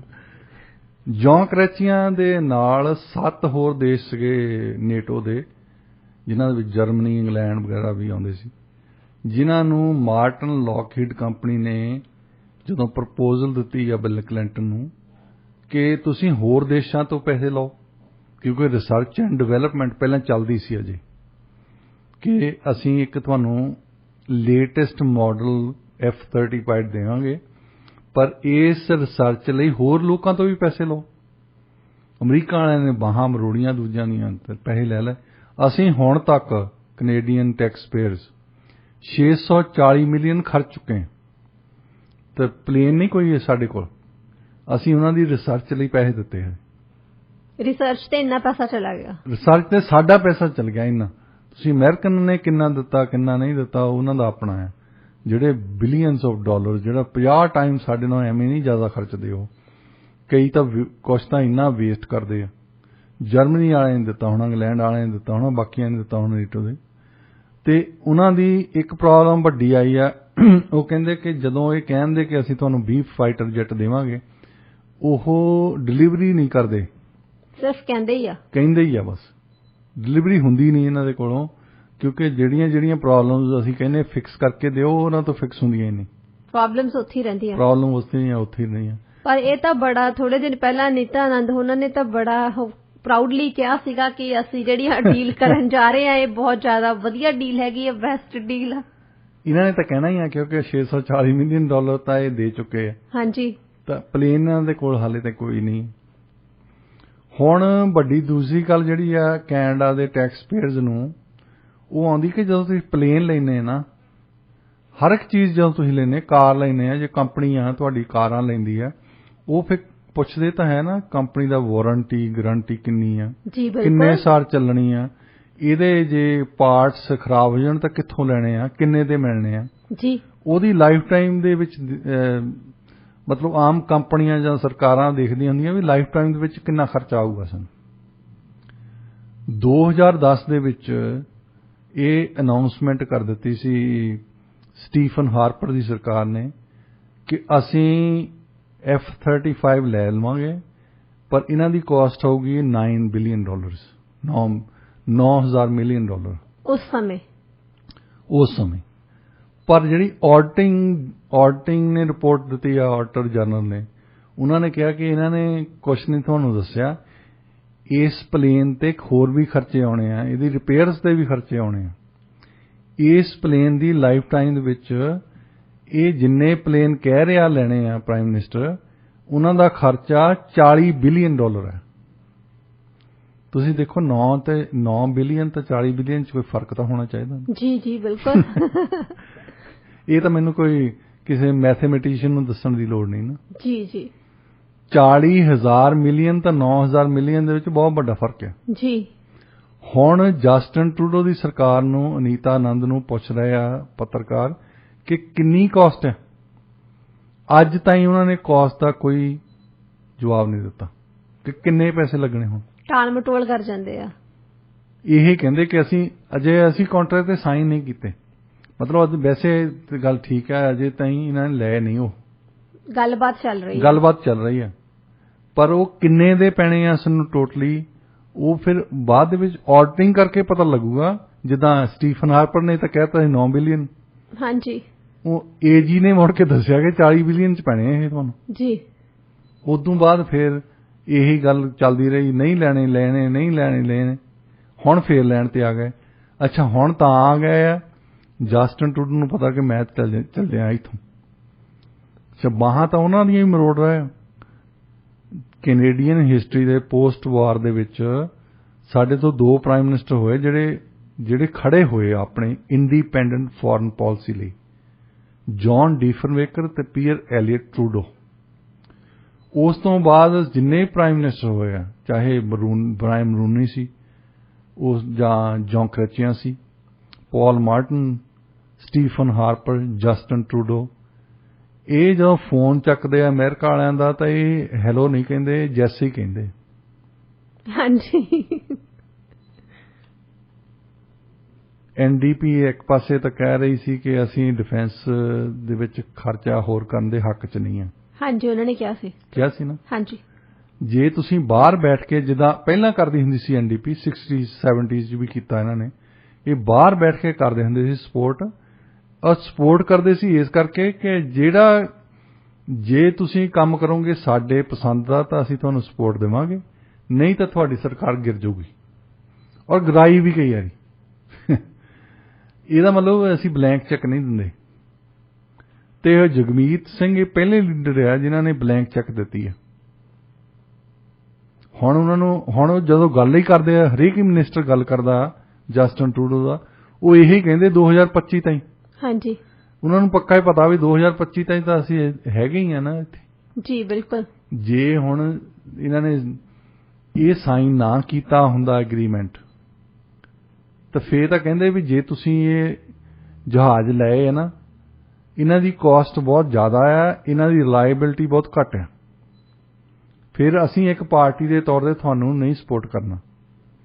ਹੋ ਸਕਦਾ ਕੰਜ਼ਰਵੇਟਿਵ ਸਪੋਰਟ ਕਰ ਦਿੰਦੇ, ਹੋ ਸਕਦਾ ਬਲੌਕ ਬੈਕਵਾ ਕਰ ਦਿੰਦੇ, ਪਰ ਕਮ ਸੇ ਕਮ ਇਹ ਤਾਂ ਕਹਿਣ ਜੋਗੇ ਹੁੰਦੇ ਕਿ ਅਸੀਂ ਕਿਹਾ ਡਿਫੈਂਸ ਤੇ ਉਹ ਜਿੰਨੇ ਪੈਸੇ ਉਹ ਕਹਿ ਰਹੇ ਅਮਰੀਕਾ ਵਾਲੇ ਉਹਨੇ ਨਹੀਂ ਖਰਚਣੇ, ਕਿਉਂਕਿ ਅਸੀਂ ਉਹੀ ਪੈਸੇ ਜਿਹੜੇ ਆ ਹੈਲਥ ਕੇਅਰ 'ਚ ਚਾਹੁੰਦੇ ਆ, ਐਜੂਕੇਸ਼ਨ 'ਚ ਚਾਹੁੰਦੇ ਆ, ਪੈਨਸ਼ਨਸ ਦੇ ਵਿੱਚ, ਮਤਲਬ ਸੋਸ਼ਲ ਸਰਵਿਸਿਜ਼ ਲੋਕਾਂ ਨੂੰ। ਕਿਉਂਕਿ ਸਾਡੇ ਕੋਲ ਜਿਹੜੀ ਇੱਕ ਤਾਂ ਨੰਬਰ 1 ਸਿੱਧੀ ਗੱਲ ਹੈ ਕਿ ਕੈਨੇਡਾ ਤੇ ਕਿਸੇ ਨੇ ਹਮਲਾ ਨਹੀਂ ਕਰਨਾ, ਜੇ ਹਮਲਾ ਕਰਨਾ ਤਾਂ ਅਮਰੀਕਾ ਨੇ ਕਰਨਾ ਜੀ। ਇੱਥੇ ਕੋਈ ਹੋਰ ਦੇਸ਼ ਹੀ ਹੈ ਨਹੀਂ। ਜੇ ਕਿਸੇ ਨੇ ਨਹੀਂ ਮੈਪ ਦੇਖਿਆ, ਦੇਖ ਲੈਣ। ਕੈਨੇਡਾ ਦੇ ਲਾਗੇ ਕੋਈ ਮੁਲਕ ਨਹੀਂ ਜਿੱਥੇ ਕੋਈ ਹਮਲਾ ਕਰ ਦੇਵੇ ਇਹਨਾਂ ਤੇ, ਨਾ ਇਤਿਹਾਸਕ ਤੌਰ ਤੇ ਕੀਤਾ ਹੀ ਆ। ਇੱਕ ਜ਼ਮਾਨਾ ਹੁੰਦਾ ਸੀ ਜਦੋਂ ਰਸ਼ੀਆ ਦਾ ਪਾਰਟ ਹੁੰਦਾ ਸੀ ਅਲਾਸਕਾ, ਕਿ ਤੁਸੀਂ ਕਹਿ ਸਕਦੇ ਕਿ ਰਸ਼ੀਆ ਹਮਲਾ ਕਰ ਸਕਦਾ ਸੀ, ਪਰ ਅਲਾਸਕਾ ਤਾਂ ਉਹਨਾਂ ਨੇ ਵੇਚ ਦਿੱਤਾ ਜੀ। ਹੁਣ ਤਾਂ ਅਮਰੀਕਾ ਦੇ ਕੋਲ ਹੈ। ਜਦੋਂ ਅਮਰੀਕਾ ਵਾਲਿਆਂ ਨੇ 1812-13 ਦੀ ਜਿਹੜੀ ਲੜਾਈ ਹੋਈ ਸੀ, ਜਦੋਂ ਵਾਈਟ ਹਾਊਸ ਇਹਨਾਂ ਨੇ ਫੂਕ ਦਿੱਤਾ ਸੀ, ਅੱਗ ਲਾਤੀ ਸੀ, ਉਹਨੂੰ ਕੈਨੇਡੀਅਨਸ ਦਾ ਨਾਂ ਦਿੰਦੇ ਆ ਕਿ ਕੈਨੇਡੀਅਨ ਨੇ ਉੱਥੇ ਵਾਈਟ ਹਾਊਸ ਨੂੰ ਅੱਗ ਲਾਤੀ ਸੀ। ਐਕਚੁਅਲੀ ਅਸਲੀ ਤੌਰ ਤੇ ਲੜਾਈ ਜਿਹੜੀ ਸੀ ਇੰਗਲੈਂਡ ਵਾਲਿਆਂ ਦੀ ਅਮਰੀਕਾ ਨਾਲ ਹੋਈ ਸੀ। ਕੈਨੇਡਾ ਵਾਲਿਆਂ ਦੀ ਕਿੱਥੇ ਹਿੰਮਤ ਸੀ ਕਿ ਉਹਨਾਂ ਦਾ ਵਾਈਟ ਹਾਊਸ ਅੱਗ ਲਾਇਆ। ਕੈਨੇਡੀਅਨਸ ਦਾ ਨਾਂ ਵੈਸੇ ਹੀ ਲੈ ਲਿਆ। ਕੈਨੇਡੀਅਨਸ ਨੇ ਫਖਰੀ ਤੌਰ ਤੇ ਕਹਿ ਰਹੇ ਆ, ਜਿੱਦਾਂ ਹੁਣੇ ਹੀ ਨਹੀਂ ਵੀਕਐਂਡ ਤੇ ਹੋਇਆ, ਇੱਕ ਪੈਟਰੋਲ ਡਿਪੂ ਸੀ ਰਸ਼ੀਆ ਦਾ, ਉੱਥੇ ਉਹਨਾਂ ਨੇ ਬੰਬ ਮਾਰਤਾ। ਪਤਾ ਨਹੀਂ ਕਿਹਨੇ ਬੰਬ ਮਾਰਤਾ, ਖਰਿਆ ਕਿੱਦਾਂ ਅੱਗ ਲੱਗ ਗਈ ਉੱਥੇ। ਹੁਣ ਉੱਥੇ ਅੱਗ ਲੱਗ ਗਈ, ਰਸ਼ੀਆ ਨੇ ਕਹਿਤਾ ਕਿ ਇਹ ਯੂਕਰੇਨ ਵਾਲਿਆਂ ਨੇ ਸਿੱਟੀ ਕੋਈ ਮਿਸਲ ਇੱਥੇ। ਹਾਂਜੀ ਸੀਗੀ। ਹਾਂਜੀ। ਤੇ ਵੈਸਟਰਨ ਮੀਡੀਆ ਬਹੁਤ ਖੂਬੀ ਨਾਲ ਕਹਿ ਰਿਹਾ। ਹਾਂਜੀ, ਉਹ ਹੈਡਲਾਈਨ ਬਣਾਈ ਹੈਡਲਾਈਨ ਆ ਰਹੀ ਕਿ ਯੂਕਰੇਨ ਵਾਲੇ ਜਿੱਤ ਗਏ, ਯੂਕਰੇਨ ਵਾਲਿਆਂ ਨੇ ਆਹ ਕਰ ਦਿੱਤਾ, ਯੂਕਰੇਨ ਵਾਲਿਆਂ ਨੇ ਰਸ਼ੀਆ ਨੂੰ ਪਿੱਛੇ ਧੱਕਤਾ। ਯੂਕਰੇਨ ਵਾਲਿਆਂ ਦੀ ਮਿਨਿਸਟਰੀ ਕਹਿ ਰਹੀ ਆ ਨਹੀਂ ਅਸੀਂ ਨਹੀਂ ਮਾਰਿਆ। ਉਹ ਡਰਦੇ ਮਾਰੇ ਕਹਿ ਰਹੇ ਕਿਉਂਕਿ ਰਸ਼ੀਆ ਦੇ ਜੇ ਇੱਕ ਤੇ ਇੱਕ ਸਾਬਤ ਹੋ ਗਿਆ ਮਾਰਿਆ, ਉਹਨਾਂ ਨੇ 10 ਸਿੱਟਣੇ ਇਹਨਾਂ ਦੇ। ਹਾਂਜੀ। ਉਹ ਡਰਦੇ ਮਾਰੇ ਕਹਿ ਰਹੇ ਨਹੀਂ ਅਸੀਂ ਨਹੀਂ ਮਾਰਿਆ। ਪਰ ਮੀਡੀਆ ਦੇ ਵਿੱਚ ਹੈਡਲਾਈਨ ਤਾਂ ਵੈਸੇ ਇਹੀ ਹੈ। ਵੈਸਟਰਨ ਮੀਡੀਆ ਨੂੰ ਜੇ ਪੜ੍ਹਦੇ ਆ ਤਾਂ ਇਹ ਕਹਿੰਦੇ ਇਹ ਮਤਲਬ ਇਹ ਰਸ਼ੀਆ ਦੇ ਨਾਲ ਇਸ ਗੱਲ ਤੇ ਸਹਿਮਤ ਹੈ, ਜਿੱਦਾਂ ਸਾਡੇ ਪੰਜਾਬ ਵਿੱਚ ਹੁੰਦਾ ਸੀ ਔਰ ਦੁਨੀਆ ਭਰ ਦੇ ਵਿੱਚ ਵੀ ਹੁੰਦਾ, ਅੱਤਵਾਦੀ ਇਦਾਂ ਕਰ ਦਿੰਦੇ, ਖਾਲਿਸਤਾਨੀ ਇਦਾਂ ਕਰਦੇ ਹੁੰਦੇ ਸੀ। ਬੰਦਾ ਜਿਹਨੇ ਵੀ ਮਰਜ਼ੀ ਮਾਰਿਆ ਹੋਵੇ ਆਪਣੇ ਨਾਂ ਲੈ ਲੈਣਾ, ਜਿੰਨੀਆਂ ਇਹਨਾਂ ਦੀਆਂ ਜਥੇਬੰਦੀਆਂ ਹੁੰਦੀਆਂ ਸੀ ਉਹ 'ਚ ਖੂਬੀ ਸਮਝਦੇ ਸੀ। ਵੈਸੇ ਤਾਂ ਇੰਟੈਲੀਜੈਂਸ ਏਜੰਸੀਜ਼ ਨੇ ਪਤਾ ਨਹੀਂ ਕੀ ਕੀਤਾ ਹੋਣਾ। ਤੁਸੀਂ ਇਹ ਗੱਲ 'ਚ ਖੂਬੀ ਨਹੀਂ ਕਿ ਇੱਕ ਬੰਦਾ ਮਾਰ ਦਿੱਤਾ। ਉਹਨਾਂ ਨੇ ਯੂਕਰੇਨ ਵਾਲਿਆਂ ਨੇ ਕਿਹਾ ਨਹੀਂ ਅਸੀਂ ਨਹੀਂ ਕੁਝ ਵੀ ਕੀਤਾ। ਇਦਾਂ ਹੀ ਅੱਜ ਵੀ ਜੇ ਤੁਸੀਂ ਕਿਤਾਬਾਂ ਪੜ੍ਹਦੇ ਆ ਇਹਨਾਂ ਦੇ ਵਿੱਚ ਇਹ ਲਿਖਿਆ ਕੈਨੇਡੀਅਨਸ ਨੇ ਵਾਈਟ ਹਾਊਸ ਨੂੰ ਅੱਗ ਲਾਤੀ ਸੀ। ਐਕਚੁਅਲੀ ਉਹ ਇੰਗਲੈਂਡ ਵਾਲਿਆਂ ਨੇ ਲਾਈ ਸੀ, ਲੜਾਈ ਉਹਨਾਂ ਦੀ ਚੱਲਦੀ ਸੀ। ਇੰਗਲੈਂਡ ਵਾਲਿਆਂ ਦੀ ਉਹਨਾਂ ਦਿਨਾਂ 'ਚ ਨੇਵੀ ਤਕੜੀ ਹੁੰਦੀ ਸੀ। ਕੈਨੇਡਾ ਵਾਲਿਆਂ ਨੂੰ ਜੇ ਉੱਥੇ ਲੜਾਉਂਦੇ ਸੀ ਤਾਂ ਸਿਰਫ ਤੇ ਸਿਰਫ ਬ੍ਰਿਟਿਸ਼। ਉਦੋਂ ਜਿਹੜੀ ਵੀ ਲੜਾਈ ਹੋਈ ਆ ਬ੍ਰਿਟਿਸ਼ ਦੀ ਲੜਾਈ ਹੋਈ ਅਮਰੀਕਾ ਦੇ ਨਾਲ। ਸੋ ਸਾਡਾ ਜਿਹੜੀ ਜਿਓਗ੍ਰਾਫੀ ਆ ਇੱਥੇ ਕੌਣ ਹਮਲਾ ਕਰੂਗਾ? ਮੈਕਸੀਕੋ। ਕਹਿੰਦੇ ਹੁੰਦੇ ਕਿ ਨਾ ਬਿਜ਼ਨਸ ਦੇ ਵਿੱਚ ਕਹਿੰਦੇ ਹੁੰਦੇ ਲੋਕੇਸ਼ਨ ਲੋਕੇਸ਼ਨ ਲੋਕੇਸ਼ਨ। ਹਾਂਜੀ। ਸਟ੍ਰੈਟੇਜਿਕ ਸਟੱਡੀਜ਼ ਦੇ ਵਿੱਚ ਵੀ ਇਹੀ ਸੁਣਾਉਂਦੇ ਆ, ਲੋਕੇਸ਼ਨ ਲੋਕੇਸ਼ਨ ਲੋਕੇਸ਼ਨ। ਹੁਣ ਜੇ ਤੁਸੀਂ ਇਜ਼ਰਾਈਲ ਦੇ ਲਾਗੇ ਤੁਹਾਡਾ ਲੋਕੇਸ਼ਨ ਹੈ, ਉੱਥੇ ਲੜਾਈ ਹੋਣੀ ਹੋਣੀ ਹੈ। ਹਾਂਜੀ। ਕੁਛ ਨਾ ਕੁਛ ਹੋਣਾ ਹੀ ਹੋਣਾ। ਨਾਰਥ ਅਫਰੀਕਾ ਦੇ ਵਿੱਚ ਉੱਥੇ ਲੜਾਈ ਹੁੰਦੀ ਰਹਿੰਦੀ ਹੈ। ਉੱਥੇ ਤੁਹਾਡਾ ਦੇਸ਼ ਆ, ਉੱਥੇ ਲੜਾਈ ਹੋਣੀ ਹੈ, ਕਿਸੇ ਨਾ ਕਿਸੇ ਨੇ ਹਮਲਾ ਕਰ ਦੇਣਾ। ਜਿਹੜਾ ਦੇਸ਼ ਇੱਕ ਪਾਸੇ ਹੋ ਕੇ ਬੈਠਾ, ਅਮਰੀਕਾ ਵਾਲੇ ਨੇ ਤੁਹਾਡੇ ਤੇ ਵੈਸੇ ਨਹੀਂ ਹਮਲਾ ਕਰਨਾ। ਹਾਂਜੀ। ਕਿਉਂਕਿ ਫੋਨ ਚੱਕਣ ਲੱਗੇ ਤਾਂ ਤੁਸੀਂ ਯੈਸ ਕਹਿੰਦੇ ਆ, ਹੈਲੋ ਦੀ ਜਗ੍ਹਾ ਤੇ ਯੈਸ, ਹੈਲੋ ਦੀ ਕਰਾਂ। ਜੋ ਕਹਿਣਗੇ ਉਹ ਹੀ ਕਰਦੇ ਆ। ਹਾਲਾਂਕਿ ਜੋ ਬਾਈਡਨ ਦੀ ਜੇ ਕ੍ਰਿਟਿਸਿਜ਼ਮ ਕਰਦੇ ਅੱਜ, ਉਹ ਰਿਪਬਲਿਕਨ ਪਾਰਟੀ ਦੇ ਉਹਨਾਂ ਦੇ ਬੈਠੇ ਕਰ ਰਹੇ ਆ। ਹਾਂਜੀ। ਜਸਟਿਨ ਟਰੂਡੋ ਦੇ ਮੂੰਹੋਂ ਚੋਂ ਨਹੀਂ ਕੋਈ ਕ੍ਰਿਟਿਸਿਜ਼ਮ ਨਿਕਲ ਸਕਦੀ। ਜੇ ਅਮਰੀਕਾ ਵਾਲੇ ਸਾਡੇ ਕਿਤੇ ਬੰਬ ਵੀ ਮਾਰ ਦੇਣਾ, ਇਹ ਜਸਟੀਫਿਕੇਸ਼ਨ ਕੋਈ ਲੱਭਣਗੇ, ਕੋਈ ਭਾਵੇਂ ਗਲਤੀ ਨਾਲ ਮਾਰ ਦੇਣ। ਜਿੱਦਾਂ ਇੰਡੀਆ ਵਾਲਿਆਂ ਨੇ ਕੋਈ ਮਿਸਲ ਚਲਾਤੀ ਸੀ ਪਾਕਿਸਤਾਨ ਨੇ। ਹਾਂਜੀ। ਗਲਤੀ ਉਹ ਕਹਿੰਦੇ ਗਲਤੀ ਨਾਲ ਚੱਲ ਗਈ। ਹੁਣ ਕੱਲ ਨੂੰ ਉਹ ਤੇ ਜੇ ਨਿਊਕਲੀਅਰ ਹਥਿਆਰ ਹੋਣ ਉਹਦੇ, ਉਹ ਗਲਤੀ ਨਾਲ ਚੱਲ ਜਾਣ। ਇਹ ਗਲਤੀ ਨਹੀਂ ਹੁੰਦੀ, ਇਹ ਕੋਈ ਗਿਣੀ ਮਿਥੀ ਸਾਜ਼ਿਸ਼ ਹੈ। ਏਦਾਂ ਗਲਤੀਆਂ ਨਹੀਂ ਹੁੰਦੀਆਂ। ਕੱਲ ਨੂੰ ਅਮਰੀਕਨ ਕੋਈ ਮਿਸਲ ਜਾ ਕੇ ਨਿਊਕਲੀਅਰ ਮਿਸਲ ਕਿਸੇ ਹੋਰ ਦੇਸ਼ ਨੂੰ ਤਬਾਹ ਕਰ ਦੇਵੇ ਤਾਂ ਫੇਰ ਕਹਿਣ ਉਹ ਗਲਤੀ ਹੋ ਗਈ, 2 ਲੱਖ ਬੰਦਾ ਮਰ ਗਿਆ ਤੁਹਾਡੇ। ਇਹ ਛੋਟੀਆਂ ਛੋਟੀਆਂ ਗੱਲਾਂ, ਇਹਨਾਂ ਦੇ ਵਿੱਚ ਗਲਤੀਆਂ ਨਹੀਂ ਹੁੰਦੀਆਂ। ਵੈਸੇ ਸੋਚ ਸਮਝ ਕੇ ਗਲਤੀ ਹੁੰਦੀ, ਸੋਚ ਸਮਝ ਕੇ ਗਲਤੀ ਹੁੰਦੀ। ਜਿੱਦਾਂ ਸਾਈਕੋਲੋਜੀ 'ਚ ਨਹੀਂ ਪੜ੍ਹਾਉਂਦੇ ਹੁੰਦੇ? ਹਾਂਜੀ ਹਾਂਜੀ। ਵੀ ਜਿਹੜੀ ਗਲਤੀ ਕਰਦੇ ਆ ਉਹਦੇ ਪਿੱਛੇ ਵੀ ਕੋਈ ਕੰਮ ਹੁੰਦਾ। ਜੀ ਬਿਲਕੁਲ। ਕੋਈ ਅਸੀਂ ਕਹਿੰਦੇ ਕੋਇਨਸੀਡੈਂਟ ਆ। ਯੈਸ। ਉਹ ਕਹਿੰਦੇ ਕੋਇਨਸੀਡੈਂਟ ਕੋਈ ਚੀਜ਼ ਨਹੀਂ ਹੁੰਦੀ, ਇਹਦੇ ਪਿੱਛੇ ਵੀ ਕੋਈ ਸਾਜ਼ਿਸ਼ ਹੁੰਦੀ ਹੈ। ਹੋ ਸਕਦਾ ਤੁਹਾਡੀ ਸਬਕੌਂਸ਼ੀਅਸ ਲੈਵਲ ਤੇ ਹੋਵੇ, ਤੁਸੀਂ ਕੌਂਸ਼ੀਅਸ ਲੈਵਲ ਤੇ ਨਹੀਂ ਸੋਚਿਆ, ਪਰ ਉਹਦੇ ਪਿੱਛੇ ਕੋਈ ਗੱਲ ਜ਼ਰੂਰ ਹੁੰਦੀ ਹੈ। ਜੀ ਬਿਲਕੁਲ। ਜੇ ਅਮਰੀਕਾ ਵਾਲਿਆਂ ਨੇ ਸਾਡੇ ਤੇ ਹਮਲਾ ਨਹੀਂ ਕਰਨਾ, ਸਾਡੇ ਜਸਟਿਨ ਟਰੂਡੋ ਨੇ ਕੈਨੇਡਾ ਨੂੰ ਚੱਕ ਕੇ ਯੂਰਪ ਤਾਂ ਲੈ ਨਹੀਂ ਜਾਣਾ। ਹਾਂਜੀ। ਅਜੇ ਤਾਈਂ ਤਾਂ ਸੁਪਰਮੈਨ ਬਣਿਆ ਨਹੀਂ ਉਹ। ਕੱਲ ਨੂੰ ਸ਼ਾਇਦ ਬਣ ਜਾਵੇ ਤਾਂ ਪਤਾ ਕੋਈ ਨਹੀਂ। ਵੀ ਚੱਕ ਕੇ ਕੈਨੇਡਾ ਤੁਰੇ ਜਿੱਦਾਂ ਹਨੂਮਾਨ ਲੈ ਗਿਆ ਸੀਗਾ ਨਾ, ਸੰਜੀਵਨੀ ਬੂਟੀ ਲੈ ਕੇ ਸੰਜੀਵਨੀ ਬੂਟੀ ਲੱਭੀ ਨਹੀਂ ਉਹਨੂੰ, ਪੂਰਾ ਪਹਾੜ ਉਹਨੇ ਪਹਾੜ ਹੀ ਚੱਕ ਲਿਆ। ਸੋ ਜਸਟਨ ਟਰੂਡੋ ਕਹੇ ਮੈਨੂੰ ਤਾਂ ਵਿਨੀਪੈਗ ਲੱਭਦਾ ਨਹੀਂ, ਮੈਂ ਸਾਰਾ ਕੈਨੇਡਾ ਹੀ ਲੈ ਆਇਆ।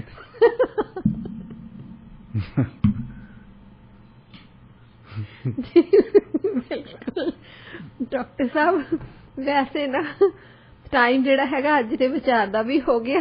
ਤੁਸੀਂ ਦੱਸੋ ਹੁਣ ਹੱਕ ਸਮ ਅਪ ਕਰਕੇ ਉਸ ਤੋਂ ਬਾਅਦ ਅੱਜ ਦਾ ਜਿਹੜਾ ਵਿਚਾਰ ਆ। ਅੱਜ ਦਾ ਵਿਚਾਰ ਹੈ ਜੀ, ਖਾਣੇ ਛੋਲੇ ਡਕਾਰ ਬਤਾਮਾਂ ਦੇ। ਬਿਲਕੁਲ ਇਸੇ ਨੋਟ ਤੇ ਅਸੀਂ ਅੱਜ ਦੇ ਪ੍ਰੋਗਰਾਮ ਦੀ ਸਮਾਪਤੀ ਕਰਦੇ ਹਾਂ। ਤੁਹਾਡੇ ਸਭ ਨਾਲ ਸਾਡੀ ਮੁਲਾਕਾਤ ਹੋਏਗੀ ਜੀ ਕੱਲ ਨੂੰ ਸਵੇਰੇ ਠੀਕ 7 ਵਜੇ ਵਾਲੀਆਂ ਖਬਰਾਂ ਤੋਂ ਬਾਅਦ। ਪ੍ਰੋਗਰਾਮ ਤੁਹਾਨੂੰ ਕਿਹੋ ਜਿਹਾ ਲੱਗਿਆ, ਆਪਣੀ ਫੀਡਬੈਕ ਸਾਨੂੰ ਜ਼ਰੂਰ ਦੇਣਾ। ਤੁਸੀਂ ਸਾਨੂੰ ਕਾਲ ਕਰ ਸਕਦੇ ਹੋ 6045929191 ਤੇ 6045929191 ਤੇ ਜਾਂ ਫਿਰ ਤੁਸੀਂ ਸਾਨੂੰ ਸਾਡੇ ਸੋਸ਼ਲ ਮੀਡੀਆ ਹੈਂਡਲਸ ਤੇ ਵੀ ਮੈਸੇਜ ਕਰ ਸਕਦੇ ਹੋ ਤੇ ਜਾਂ ਫਿਰ ਸਾਨੂੰ ਈਮੇਲ ਲਿਖ ਸਕਦੇ ਹੋ info@radioindia.ca ਤੇ।